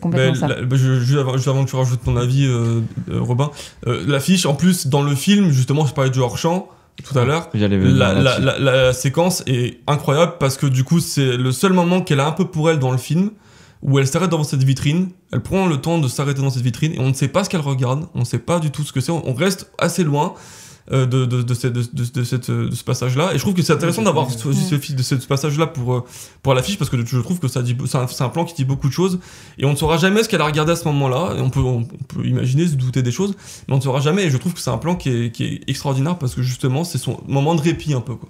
Non, je connais Edward Hopper, j'ai même fait un travail là-dessus, un tableau animé. Oui, la notion du hors-champ, je la trouve passionnante dans ce film. Et plus que ça, en fait, j'ai vu une analyse autour de ce film qu'en fait, autant le quotidien de Jeanne est frustrant pour elle, et bah du coup, la réalisatrice va nous plonger dans une certaine frustration, nous aussi en tant que spectateurs, parce qu'il y a beaucoup de choses qui vont se passer en hors-champ, et même des choses qui sont techniquement dans le champ, mais qu'on voit en hors-champ. Par exemple, juste pour citer un exemple, plus d'une fois on va la voir faire la vaisselle, mais on ne la verra que de dos, et c'est-à-dire, et de son dos on ne la verra jamais les couverts qu'elle est en train de laver ou quoi. Donc et tu as un plan de 3 minutes où tu ne vois quasiment rien, parce qu'elle est juste de dos en train de faire la vaisselle, et tu le sais juste de par l'eau, tu la vois pas faire le geste, tu vois pas les aliments, il y a jamais de gros plans. qui viennent dans ce film. D'ailleurs, tu parlais de gros plans fixes, tu voulais juste dire plan fixe parce que techniquement, il n'y a jamais de gros plans dans ce film. C'est sûr. Il y a un côté très voyeuriste et ce que je trouve vraiment passionnant dans ce film, c'est en fait comment, à quel point Chantal Akerman a réussi à décortiquer totalement ce qui pourrait être la vie d'une femme des années 70, son quotidien, et arriver à tout retranscrire, mais vraiment tout retranscrire. Et là où le film m'a fait un petit peu peur, donc, du coup, il y a cette première journée où tu essaies de comprendre un petit peu, de rentrer, de t'habituer au rythme. Une fois qu'on fait une journée complète, donc c'est-à-dire on rentre dans la première journée et on revient, tu vois, donc 17-18 heures de la deuxième journée, et j'étais en mode, bon, mais qu'est-ce que le film va me raconter de plus? Et c'est vraiment que par des petits éléments, mais tout petits, qu'elle aura réussi à placer durant toute la première séquence, durant toute la première journée, où tu te dis qu'en fait, il y a une subtilité, je trouve, dans sa mise en scène, qui pourtant n'est basée que sur des plans fixes, hein, mais je trouve que dans la manière dont elle a dirigé son personnage, je trouve que c'est passionnant. Et en parlant de ça aussi, tu vois, on dit que c'est un film long et lent, mais là où je le trouve aussi vraiment très fort, c'est que c'est un film où techniquement tu ne peux jamais t'ennuyer parce que il se passe toujours quelque chose. Le personnage de Jeanne est tout le temps en train de bouger. C'est hallucinant, quoi. Et vraiment, elle va ensuite te mettre ça sur tout au long d'une journée et tu te dis, mais elle fait tout ça et pourtant elle fait pas grand chose, mais pourtant elle en fait beaucoup. Voilà, c'est un film qui est fascinant à voir et c'est vrai que la troisième journée, pour moi, c'est la journée la plus éprouvante à voir. Parce que c'est la journée la plus éprouvante pour le personnage de Jeanne. Et vu que t'es tellement là-dedans que voilà, vraiment, et c'est pas grand-chose, quoi. Beaucoup sont en mode oh, elle a raté ses patates, elle va se foutre en l'air. Mais tu comprends en fait à quel point ce ratage de patates, à quel point il est catastrophique. Et vraiment, on parle des patates, mais vraiment, je pense que la scène qui m'a le plus saisi par rapport à ça, où tu ressens tout son désespoir, bon, tu parles de la viande, mais il y a aussi le café. Il y a le café, oui. C'est les deux scènes qui se suivent un peu dans le film, elles sont pas très loin, elles sont pas très espacées, quoi. Enfin, elles sont toutes dans le troisième jour, mais c'est exactement à peu près la même situation où tu te dis, mais à n'importe quel moment, elle va vriller, elle va partir, quoi. Enfin, donc voilà. Pour moi, il a vraiment pas volé son mérite de meilleur film de tous les temps. Peut-être pas le meilleur, mais je trouve que, en fait, vu qu'il y a aussi quasiment pas de dialogue, tout le sens est par la composition des cadres, par comment Jeanne se déplace. Enfin, je trouve qu'il y a une vraie maîtrise des éléments cinématographiques, de l'écriture cinématographique à travers ce film. C'est un film passionnant, qui est très exigeant. Vraiment, c'est 3h30 sur l'ultra-réalisme. On pourrait dire, parce que c'est vraiment un côté très voyeuriste, parce que la caméra est toujours un petit peu éloignée. Voilà, imaginez vous êtes à votre table, la caméra serait à 3 mètres de vous par rapport à ça, pour vraiment filmer un plan d'ensemble de votre salle de bain, votre salon et tout. Mais c'est tellement bien composé, la photographie est extrêmement réussi. Je peux pas dire belle parce que à aucun moment on veut sublimer ce qu'on te montre, mais la photographie est à tomber. Et vraiment, je suis allé me renseigner. Chantal Akerman déjà avait 25 ans quand elle a fait ce film. C'est incroyable de réussir à faire ça à 25 ans. Et en plus, elle a eu aucune étude de photographie. Donc vraiment, elle a un sens inné, si je puis dire. En tout cas, elle a vraiment travaillé un sens de la photographie qui est passionnant. Donc vraiment, si vous avez l'occasion de voir ou de revoir, parce que je sais qu'Antoine, tu vas toucher 2-3 mots par rapport à ton provisionnage par rapport à ce film, je vous encourage vraiment à le voir parce que c'est un film qui est, je vais pas dire déroutant, mais fascinant. Et je complète, c'est vraiment fascinant. C'est fascinant, c'est une œuvre filmique qui est passionnante à décortiquer également. Juste avant, c'est que le film n'a effectivement quasiment pas de dialogue. Il y a quelques dialogues, mais très peu, et c'est réussir à dire autant de choses dans le film avec si peu de dialogue. Et c'est là que tu te rends compte finalement que t'as des films qui sont ultra bavards et qui sont pas du tout subtils parce qu'ils apportent un sujet de manière très peu subtile. Tout est raconté, tout est expliqué. De plus en plus dans le cinéma, on en parlait tout à l'heure, les films qui sont de plus en plus tous pareils, de plus en plus t'as besoin d'expliquer chaque séquence de ton film pour que le public soit pas perdu. Bah là, tu te rends compte que, voilà, c'est ça. Et là, tu te rends compte que le film, sans dialogue, arrive à te faire comprendre tout ce qu'il veut te faire comprendre, et c'est tout le génie du film, quoi. Antoine, toi tu as vu non, je ne l'ai pas vu, j'ai vu qu'une partie parce qu'en fait c'était en cours de cinéma. Ah bah, évidemment. Donc, du coup j'ai pas pu le voir en entier parce que le cours de cinéma durait 2 heures, mais on a vu des extraits du film et c'est vrai que je suis passé complètement à côté du film parce que du coup le prof nous expliquait, il nous disait oh, le film est tellement bien et tout. Il a raison. D'ailleurs je précise, la réalisatrice est morte. Depuis longtemps même. Oui, non, ça parce que oui. Et donc du coup on n'aura plus de film de sa part et ça c'est triste. Moi c'est un vieux film, 75 quand même.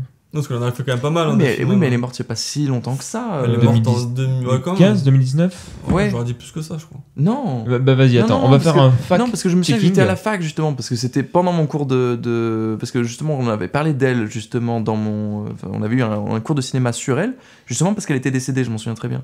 Ok. Donc du coup, ouais.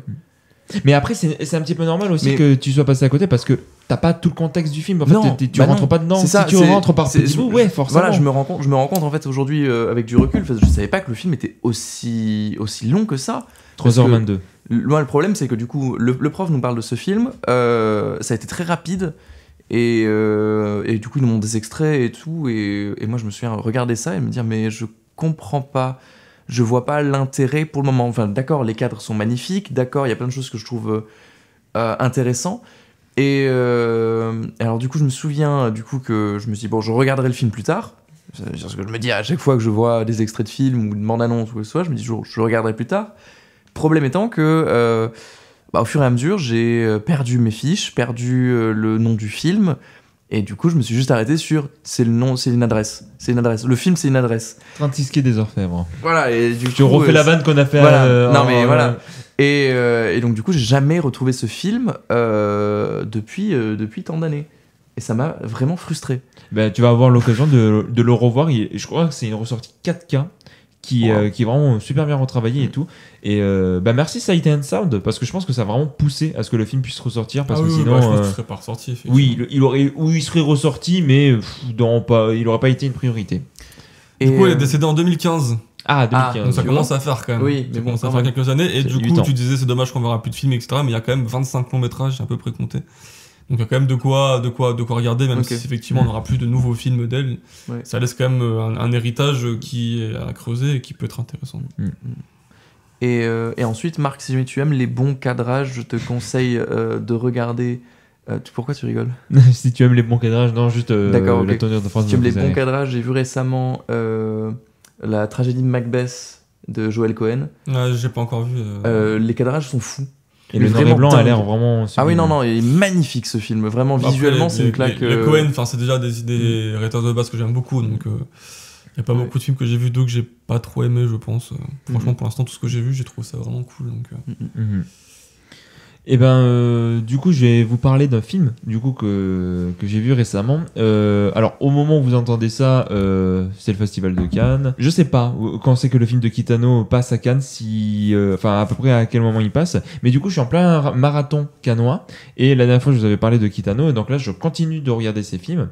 Enfin non, j'étais en train de regarder ces films justement. Et je suis passé sur enfin l'été de Kikojiro, qui est un film dont on me vante j'allais dire les mérites, dont on me vante les qualités cinématographiques, dont on me parle depuis vraiment des années, et j'ai notamment un ami qui s'appelle Alexis, là encore également, si tu passes par ce podcast, je te salue, ça fait vraiment des années qu'il fait un lobbying autour de ce film, donc que j'ai enfin vu. Donc je l'ai vu après avoir vu Kid Returns, que c'est un film que j'ai plutôt bien apprécié, mais que je trouve assez en dessous par rapport à de très grands films qu'il a pu faire, comme Anabi, qui pour moi est son meilleur. Anabi. C'est celui. L'affiche est super belle, généralement. Enfin, une des affiches est super belle, c'est lui avec une fleur de tournesol à la place de sa tête, qui est sur un fond bleu. Je trouve cette Ouais, affiche cette affiche est belle. super belle. J'ai pas vu le film. Donc, Et t'as vu déjà des Kitano, toi, ou pas? Ok. crois pas. Il y a que Marc qui a vu des Kitano autour de cette table, oui, je pense. je commence à en avoir vu pas mal en plus. J'en suis à 6 ou 7 du coup. En fait, l'été de Kikojiro, ça va raconter comment Kitano va s'occuper d'un gosse pour essayer de retrouver sa mère et il va essayer de s'occuper de lui durant tout un été et tout ça. Et c'est un film que j'ai trouvé absolument sublime. Vraiment d'une beauté et d'une douceur, d'un humour. Parce que déjà, Kitano, c'est quelqu'un qui vient de l'humour. L'humour un petit peu lourdingue, un petit peu pas trash, je vais dire, mais assez lourd en tout cas. Et c'est vrai que quand tu vois ce genre de film qui va plonger dans la poésie et tout, c'est assez surprenant de le voir dans ce registre-là quand tu connais son passé, mais pas quand tu connais ses films. Parce que c'est en pleine continuité que des films comme Anabi ou encore A Sin at the Sea. La musique de Joe Hisaishi, que vous connaissez notamment pour avoir composé les films des studios Ghibli ou en tout cas de ceux de Miyazaki. Je sais pas s'il a composé pour en dehors de Miyazaki chez Ghibli. Je suis pas sûr, mais peut-être. J'ai Ouais. pas l'info comme ça. Bon, là, tout de suite. très très très grand compositeur, l'un des plus grands, si ce n'est le plus grand compositeur. Le plus grand, non, parce qu'il y a quand même une Au Ja- personne qui Non, je voulais dire au Japon. Au Japon. Ah oui, au Japon. oui, parce que compositeur sinon, japonais, j'allais oui, dire- parce que sinon il y a Il y a quand Ennio même une personne qui Morricone. s'appelle Ennio Morricone qui, honnêtement, pour moi, n'a pas d'égal. Mais effectivement, Joe Hisaishi, moi, C'est un des plus grands. il est immense, quoi. Enfin, En tout cas, au Japon, ça doit être probablement le plus grand compositeur japonais. Et à travers cette histoire, en fait, ce que j'ai du mal un petit peu avec les personnages de Kitano. Kitano... Il y en a un, attends, tu peux pas dire ça, il y en a un qui est mort récemment, comment il s'appelle Ah putain, C'est oui. le oui, celui qui a compositeur composé de The Road Furio. oui, Furio. Et j'ai plus le nom. BO que j'écoute Oui, mais je tout pense le quand même temps, qu'en termes de c'est popularité, Joe Hisaishi est quand même le plus grand et un des Alors, plus si populaires. jamais, je pense. si jamais tu parles de... C'est Sakamoto, je Alors, crois, c'est pas ça l'autre. Je suis désolé, je suis désolé, tu peux pas me dire oui, le plus grand c'est le plus populaire. Je suis d'accord. C'est pas vrai. Oui, non, mais ça dépend comment il le présente. Ryuichi mais- Sakamoto. Oui, voilà, Sakamoto, c'est ça. Donc c'est pour ça. Alors, un des plus grands compositeurs japonais, et je l'avais plus en tête, c'est pour ça. Furio, du coup, Zara, qui vient de vanter les mérites de Furio. Parce qu'on J'ai jamais vu le film, mais en fait, mon père écoute cette musique depuis que je suis petite. Donc, du coup, c'est vraiment une musique qui m'habite vraiment dans. Alors que pourtant, il y a tout le David Bowie. Oui, je pense que c'est genre. C'est des films de guerre sur la guerre du Vietnam, donc c'est l'histoire d'un prisonnier.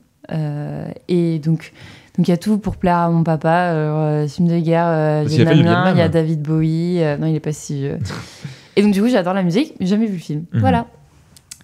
Et du coup, pour revenir sur les têtes de Kikujiro, non, ce que je trouve... En fait, l'un des trucs avec lequel j'ai du mal concernant les personnages de Kitano, c'est que Kitano, dans certains de ses films, j'ai l'impression que c'est le personnage intouchable, qui est forcément... qui réussit tout, qu'il faut pas remettre en question, et tout. Et ça, c'est vrai que j'ai du mal. Et dans ce genre de film, là où est-ce qu'il est plus en recul, beaucoup plus humble dans son personnage, c'est quelque chose qui me touche. Et là, dans ce film particulièrement, je trouve qu'il y a il a une manière de travailler son propre personnage. Ce personnage un peu, je veux pas dire bête, mais comment dire... Bah, moi, je trouve clownesque un peu. Oui, voilà, clownesque. C'est-à-dire qu'il se cache derrière des gags, etc. tout le temps. Il est toujours en train de se cacher derrière des espèces de gags un peu ridicules et tout. Il se comporte de manière ridicule alors qu'il est loin de l'être, quoi. Mais c'est pour essayer de cacher quelques failles, quoi. Exactement. Et c'est ça que je trouve passionnant. Et puis, même toute cette poésie qui va s'intégrer. Et ce que je trouve très très beau dans ce film, c'est qu'en fait, tu vas te rendre compte qu'à un moment, tout ce qu'il fait, c'est juste pour rendre ce gosse heureux. Et je vais pas révéler ça, mais tu as pour moi le dernier dialogue qui vient apporter toute une profondeur à son personnage et au film que tu vois qui est assez inattendu. Et donc franchement, que ce soit les personnages qui sont tous adorables parce que du coup ils vont passer de personnage en personnage pour pouvoir avancer et ils vont faire des rencontres de gens, de portraits, de vie. Et la relation, notamment celui que va avoir le personnage de Kitano, comment à chaque fois il va être très maladroit dans sa manière d'être, et cet enfant qui du coup est toujours un petit peu il le suit comment dire, sans le suivre un petit peu, on dirait un petit peu qu'il est forcé alors que pourtant ils vont aller chez sa mère alors qu'il recherche justement à aller chez sa mère. Et vraiment, c'est Motard à la fin que je trouve vraiment hyper attachant, hyper doux. Enfin, c'est d'une douceur ce film, alors que pourtant il va aborder plus d'une fois des sujets que je trouve assez lourds. C'est comme tout le cinéma de Kino, je trouve, c'est que c'est doux et amer à la fois. Et c'est ce que je trouve génial à chaque fois dans ces films, c'est que ça dose hyper bien les deux. Parce qu'il y a des scènes qui sont profondément tristes. Moi, il y a une scène, je crois que c'est au début du film, quand tous les gamins partent en vacances, sauf le petit gamin Masao qui reste au bord, à côté du bus, à voir tous ses copains partir. Ça, je trouve que cette scène elle est déchirante. Mais effectivement, c'est ce film là, c'est un peu un road movie, enfin où il se dépasse, il rencontre beaucoup de gens et où en fait où tu vas découvrir que finalement ces deux personnages qui ont l'air si différents au début sont pas si différents que ça et qui vont s'ouvrir parce que finalement ce grand personnage un peu grand guignolesque, clownesque, tout ce que vous voulez, qui est finalement un peu ridicule au début, parce que tu te rends compte qu'il est loin de l'être. C'est un personnage hyper touchant et tu le découvres en fait au fil du film parce qu'il s'ouvre finalement avec ce gamin-là, et du coup c'est ce que je trouve génial dans le film et que je trouve super beau. Effectivement, t'as beaucoup de poésie, et t'as beaucoup de poésie dans la mise en scène. On parlait des cadres, et je trouve que les cadres sont hyper bien composés aussi avec Kitano, je trouve, de manière générale. Et puis la musique de Joe Hisaishi, moi clairement c'est un de mes compositeurs préférés, donc effectivement chaque fois qu'il fait une BO je la trouve toujours énorme. Dans cette scène, je trouve que dans son film ça appuie vraiment vraiment la poésie toujours. Et c'est ce que je trouve génial dans le cinéma de Kano, c'est que même quand il fait des films tristes ou violents, il y a toujours cette musique de Hisaishi qui apporte une certaine douceur au-dessus du film, et je trouve ça toujours génial dans tous ces films. Quoi. Et c'est un film très drôle. Enfin, Oui, vraiment, oui, j'ai après, faut beaucoup aimer rigolé. l'humour. Je sais que j'ai un pote qui a pas du tout rigolé, qui a détesté l'humour du film. Moi, je trouve que c'est un film excessivement drôle, et pourtant, je suis pas très bon public. Donc, pour le coup, quand je trouve un film drôle, c'est que voilà, c'est vraiment mon humour et tout. Donc, oui, non, c'est un film qui a tout, qui a de la poésie, qui a de l'humour, qui a de la tristesse, qui a du drame, qui a de la belle musique, qui a des beaux cadres, qui a des jolis personnages. Donc, en fait, franchement, moi, je pense que c'est un de mes films préférés de Kitano. Ça doit jouer avec Ocean's 8 aussi, je pense que c'est pareil pour toi. Ça se joue entre les deux, je pense que c'est deux films que. Mais parce que je trouve que les deux vraiment se ressemblent un petit peu dans leur manière d'être avec ce duo, avec ces personnages, avec. Il y en a un qui est un peu plus bavard que l'autre parce que c'est aussi le concept du film, c'est vraiment d'être, de parler, de dire les choses sans parler, sans dialogue, un peu comme Jeanne Dielman du coup. mais du coup non, c'est deux films qui sont merveilleux. Après il en a fait d'autres, mais c'est vrai que ces deux-là, je trouve qu'ils sortent un petit peu du lot. Ouais, je suis d'accord avec toi. Avec peut-être un habit aussi, effectivement. Ouais. Bah, en tout cas, voilà, très contente de l'avoir enfin vu, en plus dans d'assez bonnes conditions. Bon, ben voilà, 1 heure. Ça, c'est marrant, tu vois, quand on peut parler. C'est vrai que ça fait longtemps, à chaque fois, on stresse en mode ah. Oui, parce que d'habitude, on essaie de se donner 5 minutes histoire de pouvoir parler d'autres choses. Mais là, du coup, 1 heure. Avant d'attaquer le jeu, et oui, nous sommes déjà à l'approche du jeu, 2 petites informations. La première, enfin c'est pas 2 petites informations, c'est 2 points. La première, c'est que, on est quoi ? On est le 21 mai au moment où on sort cet épisode. Donc il y a 1 semaine et demie, il y a un film qui s'appelle Le cours de la vie, qui a été réalisé par Agnès Jaoui. Ah oui. Et si vous avez envie de voir la petite bouille de David, et ben vous pouvez. Il a été figurant là-dedans, lui ainsi que pas mal de ses amis, parce que c'est un film qui a été tourné à Toulouse. En fin 2021, automne 2021, et du coup ça a été tourné à Toulouse, principalement à l'Ansab, mais un petit peu sur les quartiers. Après, je crois qu'on sait pas s'il est dans le montage, parce que mais même lui ne sait pas il il est est finalement. dedans, il l'a dit. Ah ouais, il l'a dit. David, mais j'hésite encore à payer ma place juste pour voir David 0,5 secondes à l'écran. Pour faire le même de DiCaprio, faire hop hop hop, ouais. Et voilà comme ça. Je sais pas si je le fais encore. Voilà. Donc, je serai pas seul en tout cas. Il est programmé où il est pas programmé au pâté. À la BC, il est.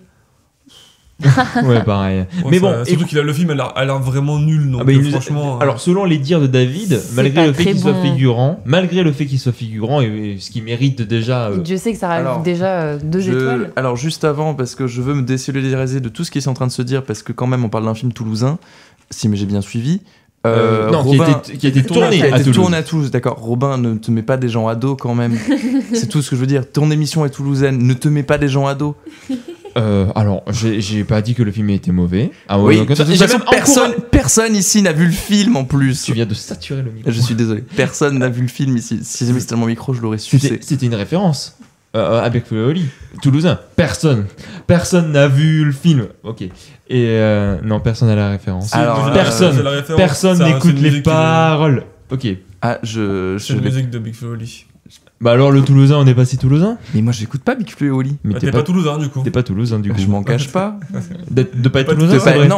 Non, je m'en cache pas de pas écouter Big Flo et Oli. Je suis désolé, je trouve. Moi je m'en cache. Je suis trop concentré à écouter du vieux jazz japonais des années 70. Le mec il se la raconte. Ouais, comme je suis au-dessus de vous. Moi j'écoute du Chopin avant de m'endormir en fait. Et puis Antoine, moi j'encourage même au contraire les gens à aller voir ce film. Donc je me fais des amis dans le business là. Là il y a Agnès Jaoui. Je pense qu'elle est à 2 doigts de m'appeler là. C'est juste que tu étais en train de dire, oui, même David dit que ce film est pas bien. Je ne fais que rapporter des propos. Le problème, c'est David, c'est pas moi. Il a surtout dit que le scénario qu'il avait lu était pas terrible. Encore une fois, c'est selon les dires de David. Les dires de David. David qui nous a dit David n'est même pas là pour pouvoir dire ses propres dires. Tu vois, c'est ça que je veux dire. T'es en train de mettre dans la bouche de David des mots qu'il a même pas forcément dit. Il ne sera plus jamais figurant à cause de toi. Il a raté sa carrière, c'est fini. David qui a dit que l'espion qui m'aimait était le meilleur James Bond avec Roger Moore, alors que c'est le pire. Donc bon, voilà, David, on prend pas trop. C'est pas le pire. Il y a Moonraker donc non bon, bref. Bon, c'est un autre débat. Bref, parce que moi je découvre ce film maintenant, tu vois, j'étais pas. Moi j'ai envie de le voir pour David et parce que c'est Toulouse, voilà.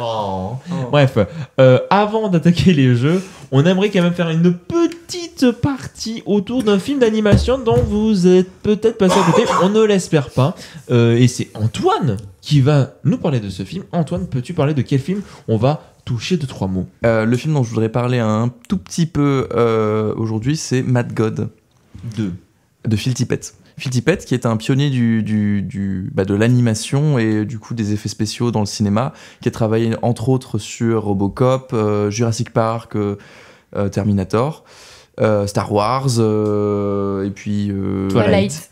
Il a bossé sur Twilight. Non. Alors son studio a bossé sur les effets de Twilight. Pas lui. Alors par contre, lui, il a supervisé la naissance du bébé vampire dans le 4, qui est atroce d'ailleurs.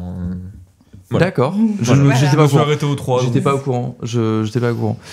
Tu parles de la naissance du bébé vampire, tu veux dire le moment où ça se passe dans l'intérieur du ventre avec les quand on voit veines le et bébé et tout, D'accord. du 4 et tout. En c'est vrai, horrible. en vrai, cette scène n'est pas si mal. Je vais te la remontrer, J'ai pas Antoine. vu. Je veux bien la revoir. On la reverra. Alors, juste pour petite anecdote, j'ai des tendances hémophobiques, je suis tombé dans les pommes sur cette scène en fait. Donc je ne me souviens pas de cette scène. Alors, mais il n'y a pas de vomi dans cette scène. Est-ce qu'on parle de la même? Tendance hémophobique. Émo, c'est plus hémétophobique. Ah, mais oui, c'est parce Il qu'en fait, déteste Evanescence. c'est la vanne que j'allais faire. Ils ont tous les cheveux noirs, les trucs Non. gothiques, forcément. Alors l'hémophobie, putain, l'hémophobie c'est la peur du sang. Quand il y a un tout petit peu trop de sang, des fois, si on m'a pas prévenu, je peux tomber dans les pommes. Ça ne m'arrive plus autant Alors que qu'avant. pourtant, on allait voir Titan ensemble. Et c'est toi qui avais proposé. Oui, mais j'étais au courant qu'il allait y avoir du C'est sang, vrai. et en vrai, il n'y avait pas tant de sang que ça. C'est vrai, oui, également.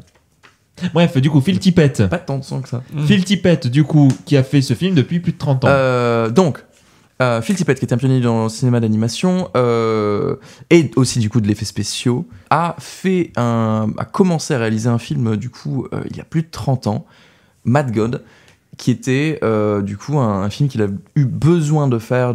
C'était plutôt de manière cathartique, il avait besoin de faire ce film. Du coup, suite à une grosse dépression, en voyant du coup son métier disparaître. Avec Jurassic Park. Il y a eu du coup l'arrivée de la 3D et du coup la disparition du coup de son métier qui était du coup la stop motion. C'est Spielberg lui-même qui allait chercher Phil Tippett en hôpital psychiatrique pour lui dire écoute mon coco, on a besoin de toi pour ce film parce que sans toi le film ne pourra pas se faire. Et ils ont donc du coup ILM a mis et créé du coup tout un système du coup pour pouvoir permettre aux animateurs stop motion d'animer des marionnettes en 3D. Donc du coup, ils ont quand même si jamais il y a eu beaucoup de 3D sur ce film, ce sont des animateurs stop motion qui sont occupés de toute l'animation des personnages en 3D. Ce qui a donné du coup cet aspect plus réaliste du coup qui était voulu par Spielberg pour ce film. Donc finalement, Spielberg a sauvé Phil Tippett et Phil Tippett a sauvé l'animation. Et il a été en fait finalement indispensable, et même encore aujourd'hui ce studio existe encore, le studio Tippett. Donc Mad God, lors de cette expression sur Jurassic Park, il a eu besoin du coup de entamer un projet.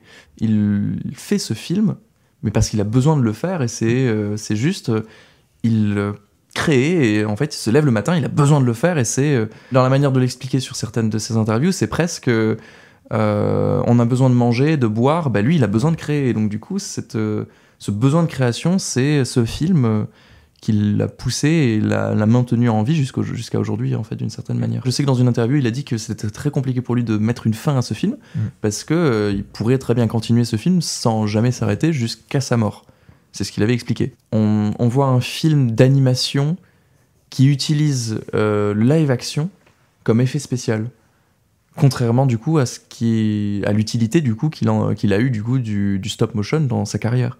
La stop motion qui est utilisée du coup comme effet spécial pour le live action, et là c'est l'inverse, le live action est utilisé comme effet spécial pour le stop motion.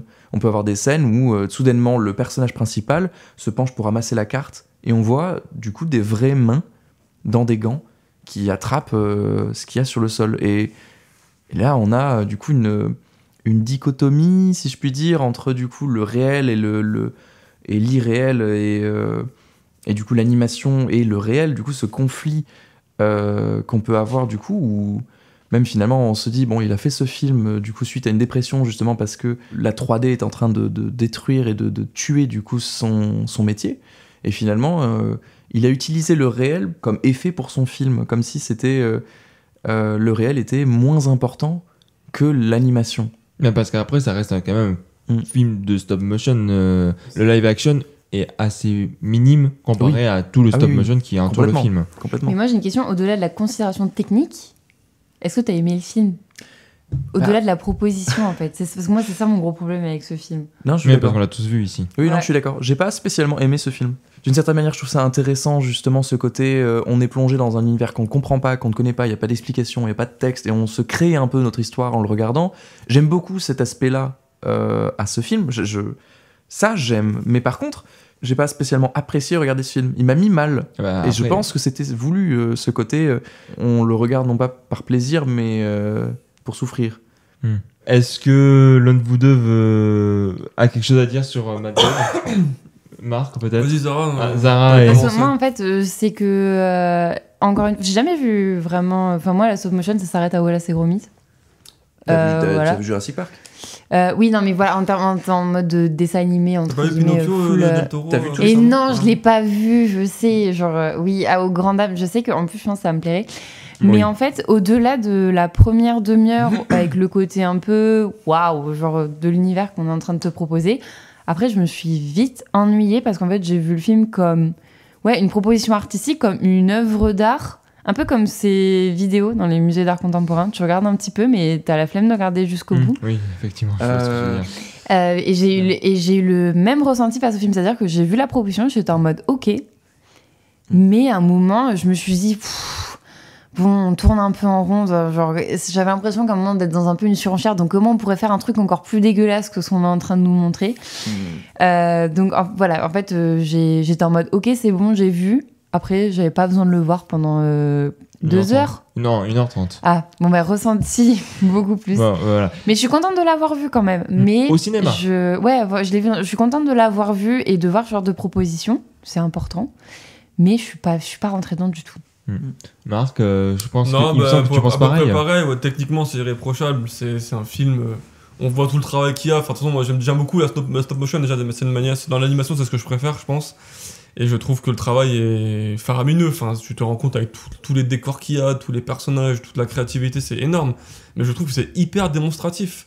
C'est-à-dire qu'en fait, on a l'impression qu'ils se regardent filmer, ils sont en train de nous dire bah, regardez mon univers, comment il est impressionnant et tout, mais à part ça, je trouve que ça se limite un peu à ça et je trouve ça dommage de ce côté démonstratif et tout. Et du coup, effectivement, au bout d'un moment, je trouve que t'as vu l'univers, ça se renouvelle pas trop et tu dis bah. Et voilà, on disait tout à l'heure, il y a des films qui arrivent sans dialogue à dire des choses. Je trouve que ce film n'a effectivement pas de dialogue. Je trouve que c'est une bonne idée de faire un film sans dialogue. Il y a pas de vu film l'univers, ouais. récemment où il n'y a pas forcément de dialogue, mais je trouve que finalement, le film n'arrive pas à raconter quelque chose sans les dialogues. Ça dit quelque chose rapidement un peu sur la société et tout, mais je trouve que c'est assez c'est trop léger par rapport à la durée du film et par rapport à dis-moi ce qu'il raconte dans ce cas, dis-moi comment tu l'aperçois, parce que moi je trouve que ça raconte pas grand chose alors pour moi je pense déjà que ça parle du coup de son combat par rapport à sa dépression et par rapport à ce qu'il a vécu et le conflit du coup 3D stop motion et du coup dans le métier qu'il a. Après je pense que par rapport à ce que le film raconte, effectivement je vais te suivre, c'est compliqué de te dire avec certitude le film raconte ça parce qu'en soi il raconte rien et ouais, mais c'est un peu le problème du coup c'est 1h30 qui raconte pas grand chose et du coup ça devient vraiment démonstratif je trouve. Après je trouve que ça raconte un peu de trucs sur la société à la limite tu vois parce que il y a des espèces de petits bonhommes dans le film qui sont vachement exploités et qui sont en un peu comme de la chair à canon, donc tu peux y voir une image un peu de on t'envoie travailler au charbon et tu sers à rien et t'es remplaçable hyper facilement, ou typiquement genre à l'armée pareil où t'es envoyé comme ça comme une personne qui sert à rien quoi. Tu peux avoir cette critique là, mais c'est pareil, ça dure le plan il dure 45 secondes dans le film et en dehors de ça je trouve que le film manque de profondeur, et moi c'est vrai que j'aime bien le cinéma aussi, c'est mon côté comme ça, mais j'aime bien quand ça raconte quelque chose. Je pense que et ça m'a dérangé. Je pense que alors je vais me redire en soi je pense que le film raconte rien et tout en même temps, dans le sens où déjà quand on regarde le film c'est un gros brouhaha de tout et n'importe quoi. Effectivement, c'est une démonstration de tout ce qu'il est capable de faire, de tout ce qu'on peut produire, et en même temps, c'est une démonstration de ce qui se passe dans sa tête, d'une certaine manière. Enfin, je veux dire, il a besoin de sortir tout ça et de montrer toute cette haine envers tout et tout le monde, de tuer tout le monde, de détruire, de faire mal. Et on regarde ça, on est spectateur de toute cette horreur constante, sans jamais pouvoir rien faire. On est spectateur de ça, et on découvre en même temps que ce personnage qui est en train d'avancer dans ce monde en dépétritude. Oula, pardon. Oh, d'accord, oui, d'accord, effectivement. Mot Oui. costaud en même temps, mot costaud. Qui se détruit. Hein? Qui se détruit. Oui, non, alors. On est spectateur comme ce personnage dans ce monde putain, pourquoi ce mot est si dur? En dépétritude. Waouh! Pardon. Ah! Bref, là où je veux en venir, c'est... ce film, en fait, est un brouhaha constant. Que ce soit visuel, symbolique, il ne s'arrête jamais de raconter quelque chose, mais en même temps, c'est dur de le suivre et de se dire, il raconte quelque chose. On regarde, et le temps qu'on se dise, tiens, il raconte peut-être ça, on est déjà passé à autre chose, une nouvelle horreur, et... C'est vrai que moi, pour le coup, ce film m'a perdu. Mais j'aime beaucoup ce côté on est dans un monde qu'on ne connaît pas, qu'on comprend pas, et on essaie de le comprendre. J'aime voir ça, parce que c'est aliénant. C'est pas pour tout le monde, et même pour ceux pour qui ça va être, je pense pas que tout le monde va apprécier, et même je pense que tout le monde va détester, et personne ne peut apprécier ce genre de film. Je vais te suivre, Marc, je n'aime pas ce film, mais en même temps je l'adore, je suis capable d'en parler pendant des heures. Ouais, moi je l'adore pas par contre. Après, je pense qu'il y a aussi une différence entre reconnaître la qualité d'un film et tu dis que tu détestes, c'est juste, tu passes pas forcément un bon moment, mais tu vas l'apprécier pour l'objet filmique qu'il est. Ouais. Voilà, Ouais. je pense qu'il y a des films qui te mettent mal, par exemple, je vais citer Les Irréversibles, qui pour moi est le meilleur film de Gaspard Noé, mais c'est pas du tout un plaisir de le voir, comme Salaud de Pasolini. Il y en a C'est plein, tu prends le cinéma d'Haneke, on en parlait tout à l'heure, ou Et de Lars oui, von j'ai rien Trier vu de par lui. exemple. Oui. Lars von Trier, je veux dire, Ah, tu sors, tu pars en dépression. quoi. Dogville, Enfin, c'est incroyable. Dogville, je trouve le film fou, mais c'est pas un film qui te met bien, mais je trouve que l'objet mais filmique aucun est de ces films fascinant. met bien en fait. Dogville, C'est pas fait pour. Hein. C'est celui avec Nicole Kidman parce que c'est pas celui où il n'y a pas de décor. Exactement. C'est ça, il est, je vois, il est, je il est vois. fou ce film. Ce Il film y est a une suite, absolument d'ailleurs. incroyable. Une suite. Et c'est pas que la même actrice. Là où j'ai une limite avec Mad God, tu vois, et c'est là où, tu vois, je peux pas dire que je l'apprécie pleinement, même si je trouve que, bon, voilà, l'objet filmique est fascinant, et ça, on l'a tous les quatre dit, c'est en fait le fait que ce témoin oculaire qui est l'affiche du film, bah, je pensais qu'on allait le suivre durant tout le film. Et à un moment, en fait, le film va bifurquer vers un autre personnage. Et c'est là où le film me perd parce que, enfin, je le trouvais, ce témoin oculaire qui est mutique, bah, en fait, au moins, on était au même stade que lui, alors qu'avec les autres qui connaissent cet univers, bah, du coup je suis moins pris, et c'est ce qui fait que à partir de ce moment-là le film me plaît moins. Après je reste quand même fascinant voilà, mais après à partir de là il s'engage dans quelque chose de très répétitif. Après ça arrive assez vite quand même, enfin, c'est 40 les 40 premières minutes. Ouais, moitié La moitié du film. quoi. Au bout de 40 minutes, on change de point de vue. Et c'est là où je me dis, bah après, ça devient qu'une répétition qui est Mais je fascinante pense que qu'on est pour tous une seule. d'accord pour dire que les 30-40 premières minutes sont... Ouais, Oui. voilà, moi j'ai Ah oui. à partir du moment où on suivait plus ce personnage, j'ai arrêté de enfin j'ai Voilà. décroché. Ce film D'accord. aurait été un excellent moyen métrage, je pense. Oui, Alors, je pense aussi. Juste, j'aimerais rajouter deux choses. Premièrement, attention, Pardon. accrochez-vous. Voilà, vous êtes prêts, vous êtes accrochés. Le budget du film est de 150 000 $. de Oh. Mad God. Oui. Il a fait ce film avec 150 000 $. Oui, je sais. Non mais, C'est fou. ouais, bah, ça aurait été important de. Je Non, pense que mais ça aurait été je sais intéressant qu'il y de le avait rien, dire. mais je connaissais pas le tarif. Parce je suis que désolé. franchement, quand tu vois la qualité du film, et là on va parler donc purement Enfin, je veux dire, technique, animation, pardon. tout ça, je trouve que enfin, s'en sortir avec 150 000 $, il faut savoir que. Alors, ce qu'on connaît pas trop le cinéma, ça, c'est une somme énorme. Mais quand tu t'y connais le cinéma, c'est une somme Ah, c'est ridicule. ridicule. Ridicule. Tu prends même un film extrêmement peu cher, on tourne sur du 1 150 000 $, c'est ridicule. Oui, Antoine. Par rapport au prix du film, C'est 150 000 j'avoue que $, je pensais même que c'était moins que ça.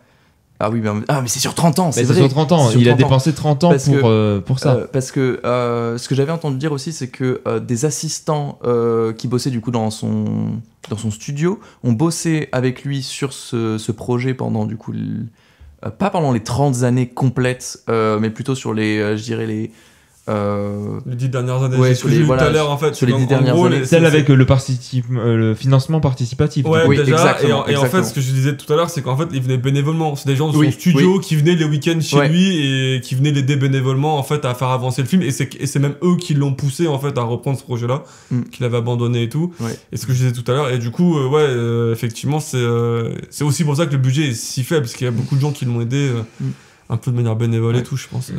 Oui, non, mais c'est ça. Et aussi, alors je sais pas qui c'est qui l'a vu. Toi, je sais qu'Antoine, tu l'as Oui. vu parce qu'on l'a vu ensemble. Oui. Je voulais aussi le rattacher parce que beaucoup le rattachent à un autre film que lui, pour le coup, je n'aime pas. Tant dans son univers que dans sa fonction de stop motion. Je suis juste admiratif du fait que le gars l'a fait tout seul, mais à part ça, je trouve que le film a rien d'exceptionnel. C'est Junkhead. Et Junkhead qui pourtant vraiment fait depuis, il est sorti l'année dernière en France. Bon, nous on a eu l'occasion de le voir en grosse avant-première en fin 2021 parce qu'il passait d'un festival pas loin de chez nous et donc on l'avait vu comme ça. Mais je trouve que Junkhead, c'est un film que tous les deux on n'apprécie pas. Non. On va être honnête. Non. Qu'est-ce qui fait que Mad God c'est mieux que Junkhead pour toi? Qu'est-ce qui fait que Mad God... Attends, juste, Marc, Zara, vous avez vu Junkhead? Ouais, j'ai vu les deux, moi. Ah ok, bah alors tu préfères Junkhead ou Mad God juste? Je dirais peut-être Mad God, mais je trouve que les deux films sont corrects, enfin sont bien. Je pense que Mad God est un peu meilleur effectivement, mais c'est deux films qui m'ont embarqué par côté technique, mais pas par l'histoire ou ce genre. Junkhead effectivement, il a aussi beaucoup de défauts. Hein. Alors que pourtant Junkhead, il y a plus une histoire que dans Mad God. Oui, mais pourquoi Mad God c'est mieux que Junkhead selon toi? Alors je veux juste faire un tout petit point par rapport à Mad God et le changement de point de vue du coup du personnage principal. Je pense que en vrai, même si jamais il est perturbant, il est pas inintéressant parce que justement c'est ce film qui justement pousse le spectateur à être du coup perdu dans ce monde qu'on peut pas suivre, on peut pas comprendre ce monde. On est dans cet univers aliénant où rien n'est compréhensible et on est du coup c'est un peu comme si on était sur une autre planète. Je veux dire, qu'est-ce que des aliens diraient en arrivant sur Terre? Ce serait un peu comme, du coup, nous, en tant que spectateurs, face à Mad God, je pense. Et justement, quand on a ce personnage principal qui disparaît et qu'on change de point de vue, on se retrouve seul. On se retrouve seul pour voir ce monde sans aucune aide, en fait. Ouais, on ne nous tient pas par la main. On ne nous tient plus du tout par la main. On est encore plus perdu et on a justement cette redondance, comme tu as dit, justement, que tu n'as pas apprécié, où justement, on est sur... du gore et du violent et on s'arrête plus en fait. Ça ne s'arrête plus. Et justement moi j'ai pas encore une fois oui d'accord j'ai pas aimé, ça m'a vraiment mis mal, mais en même temps je pense pas que ce soit un mauvais point du film. Justement je pense que c'était voulu encore une fois et que c'était il voulait vraiment mettre mal à l'aise le spectateur et c'était bon. Du coup pourquoi c'est mieux que Junkhead? C'est mieux que Junkhead. Alors, Junkhead, on parle d'un film réalisé par une personne en solo qui ne s'y connaissait pas en stop motion et c'était son premier film, en tout cas premier long métrage, ça c'est sûr. Il était tout seul dessus, tu me dis? Il était tout seul durant la première moitié et après il a eu de l'argent qui a permis d'avoir une équipe avec lui. Ok. Alors du coup, tout ce que je veux dire par rapport à Junkhead, c'est le film est beau, mais en même temps il est très moche. Enfin, je veux dire, il est super moche. En tant qu'animateur, la seule chose que je vais dire, c'est que c'est un grand malade d'avoir voulu faire des mouvements de caméra en même temps que des personnages soient animés et bougent dans le plan filmique. Ça, je ne comprends pas pourquoi il a fait ça. Il s'est compliqué la tâche. Surtout pour un premier film, j'ai eu la confirmation sur ma droite. Oui, d'accord, surtout pour un premier film, parce que... il n'avait aucune compétence. Donc cependant, Ori n'a aucune connaissance ni expérience en matière de réalisation de films. Entièrement autodidacte, il apprend tout sur Internet. Oui. Oui, c'est vrai. On regarde ce film, le début du film est mal fait, il est moche, et le film s'améliore au fur et à mesure. Parce que il a tourné dans l'ordre chronologique, donc les premiers c'était ses balbutiements. Ah oui, non mais c'est exactement ça. Et en fait, d'un côté, j'aurais aimé que ce film dure plus longtemps. Et en fait, je suis en train de réaliser... Alors, Mad God partie 1, c'est un court-métrage qui est sorti en 2014. Et c'est les 12 premières minutes du film. Okay. Les 12 premières minutes du film, on suit le personnage principal qui descend dans les limbes de l'enfer. Et finalement, est-ce que Junkhead ne serait pas peut-être inspiré de Mad God? Les deux ont la même scène d'introduction, à savoir descendre au plus bas. Et on va voir comment se déroule l'univers là-bas. Oui. Après, c'est juste que je trouve que par exemple Mad God est bien plus foisonnant. Oui, mais après Mad God c'est un maître en stop motion. Enfin, je veux dire, pourquoi Mad God serait mieux que Junkhead?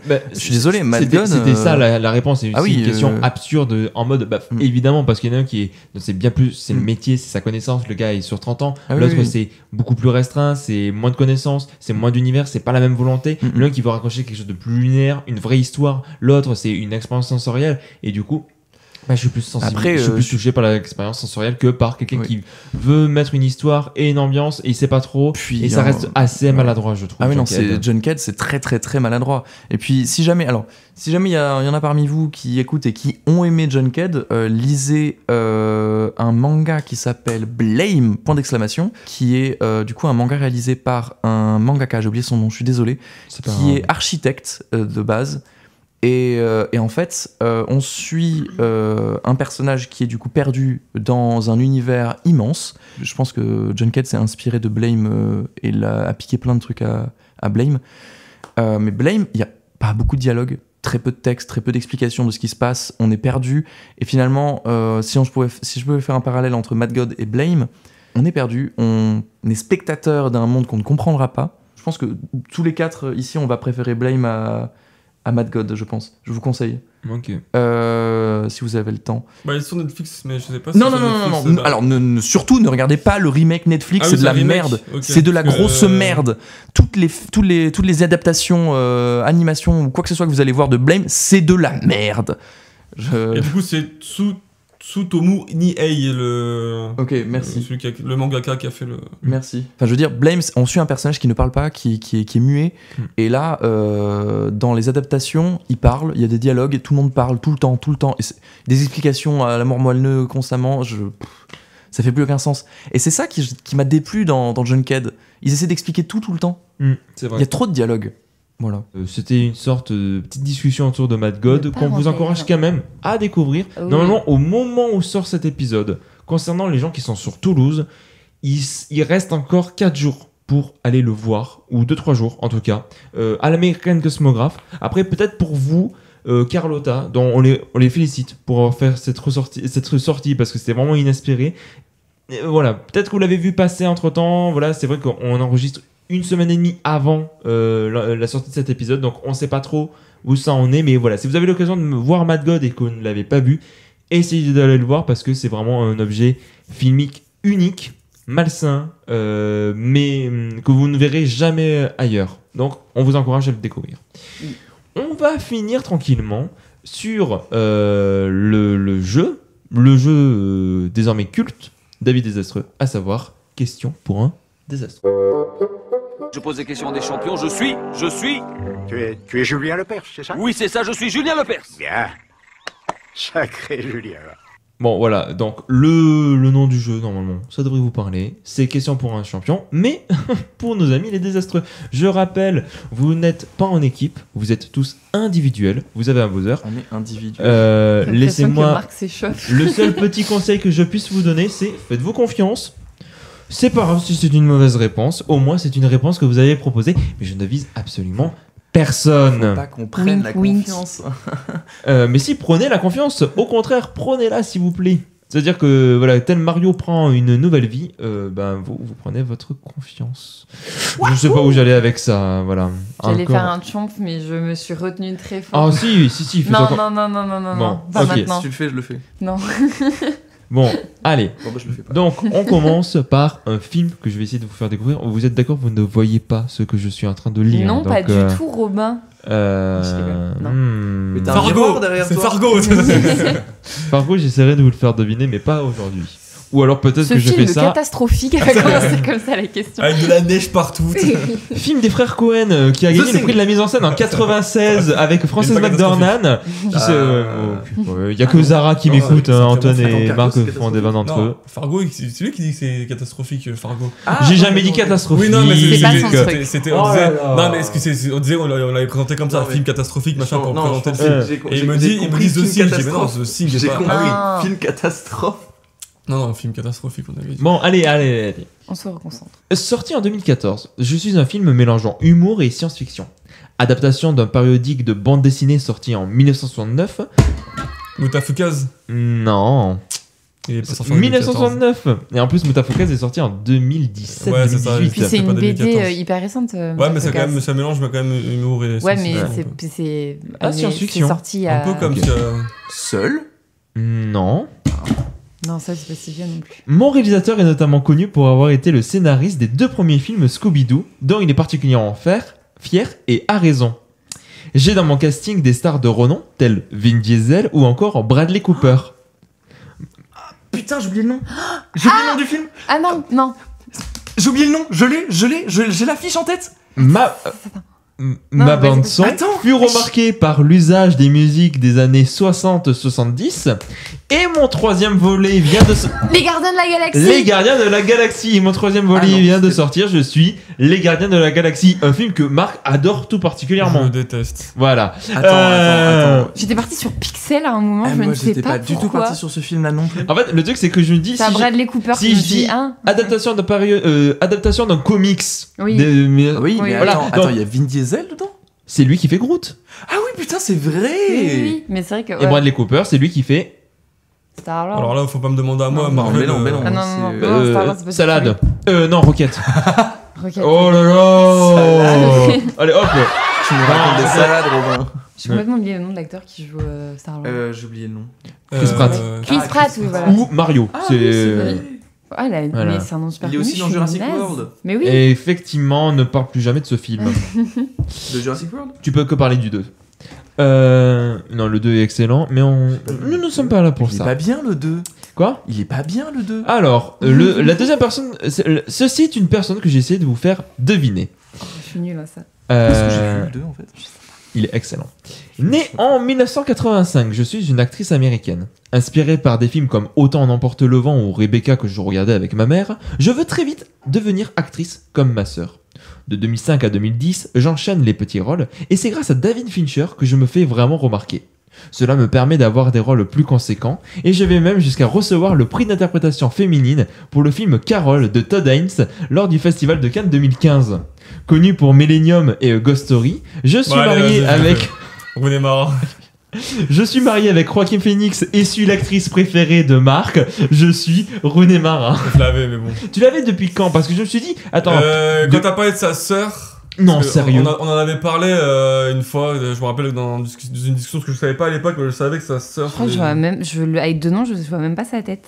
Elle a joué dans Her ou The Social Network, notamment. Ouais. Ah, elle a ok. joué dans Alors, tout son- Her, elle a vraiment un rôle assez... Ouais, bah c'est son ex-femme, non? C'est pas ça? Si, bah comme dans Her. Dans Her, elle a un rôle assez Oui, dans minime. Her, c'était ça justement ce que je disais. Dans Her, elle joue dans. Je voulais dire sur le Social Network, elle a un rôle Après, assez elle joue dans Ghost Story aussi. Elle a un. Oui, bah gros Ghost rôle Story, dans c'est Ghost celle Story. qui mange la Oui, tarte. Mara.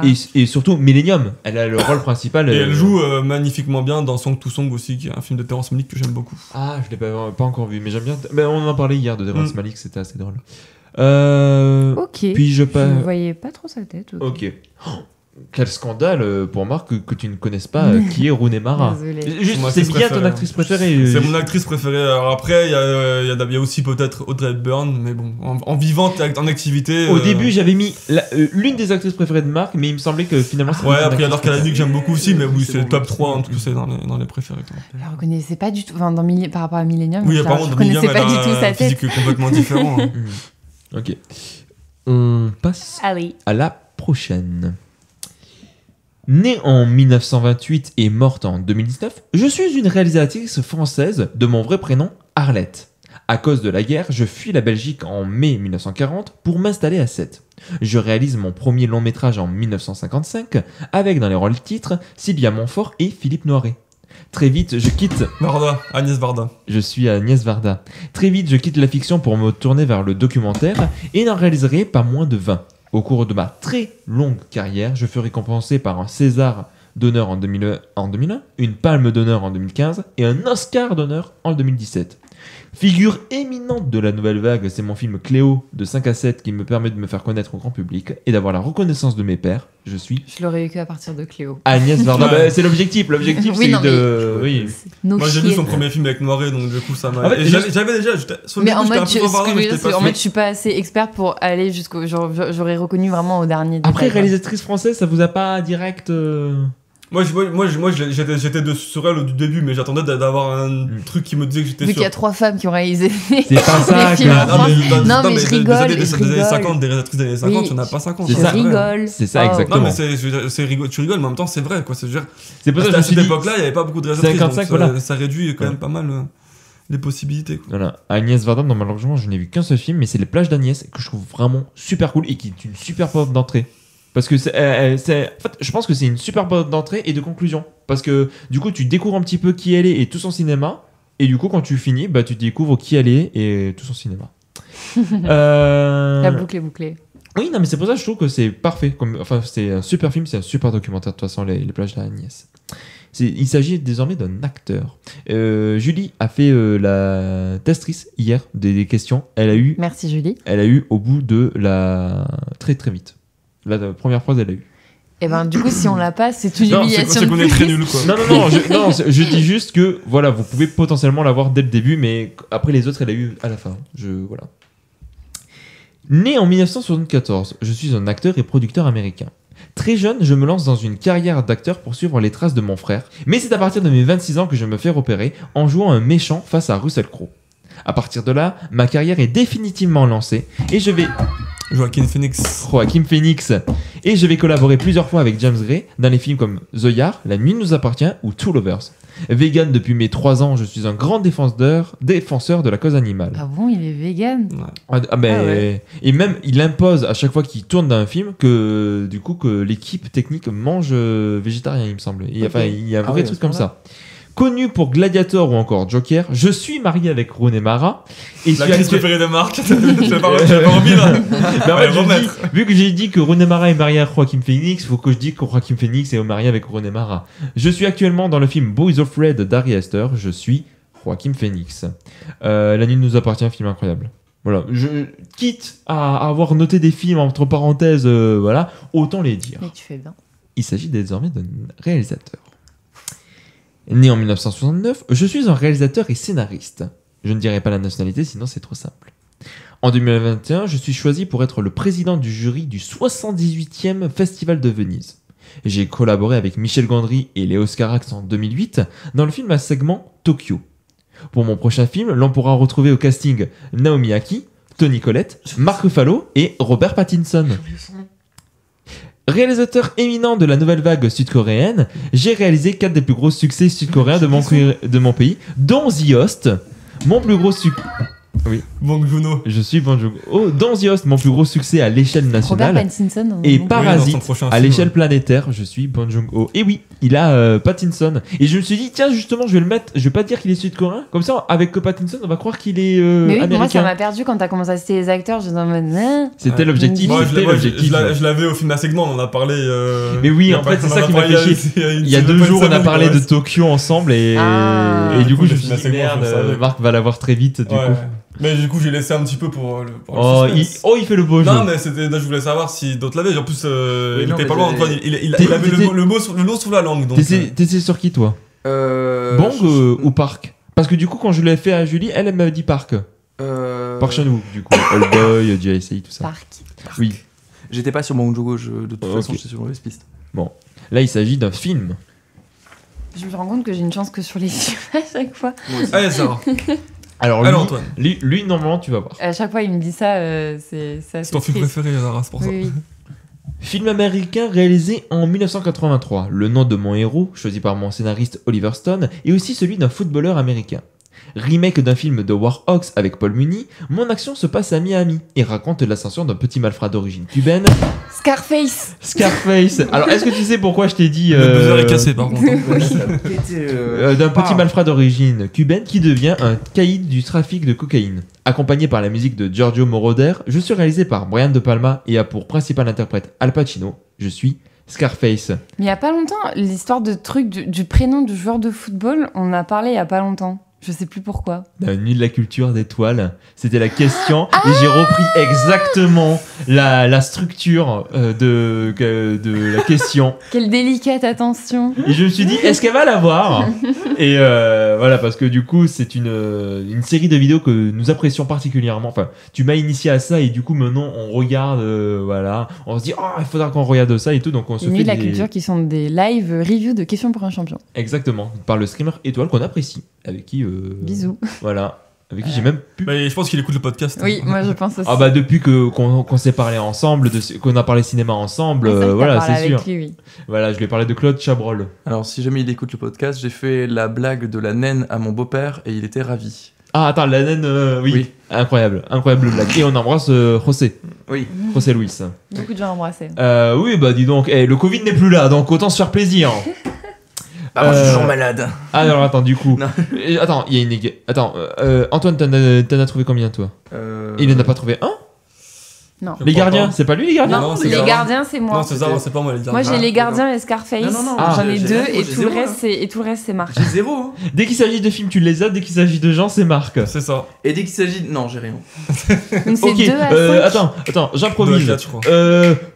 Compositeur préféré de Michel Drucker. Glace. C'est ça, exactement, bravo. Un point pour Antoine. Ouais, bravo Antoine. C'est son compositeur préféré. Mais non, c'est notre private joke que d'accord, dit ok, Michel oui, Drucker non. pour Philippe Glass et exactement, voilà. Voilà. Bref. Il y a cru. Bon, Moi, j'y ai vraiment cru. Là. ça affiche 2 heures, je sais tu pas me combien. déçois. Comment? Tu me déçois, Romain. Non, c'est toi qui me déçois.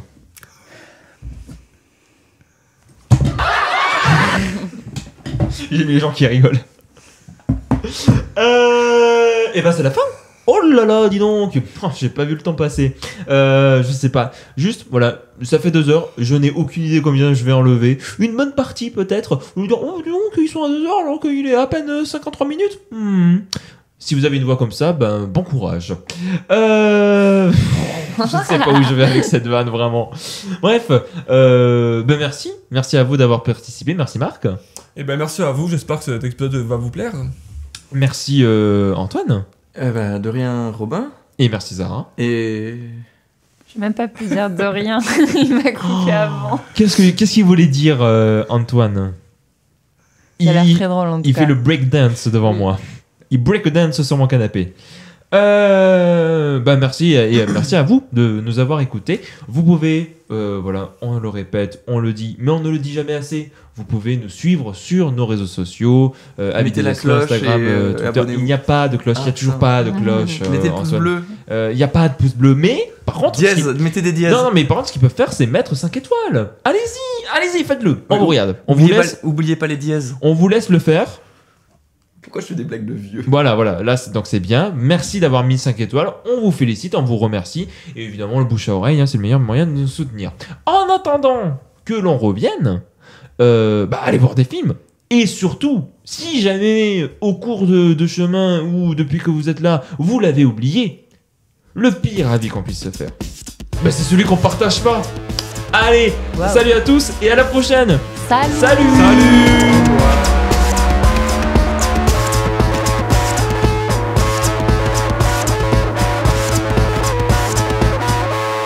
Oh, monde de merde. Ouais, moi aussi, j'ai bien envie de le dire, monde de merde.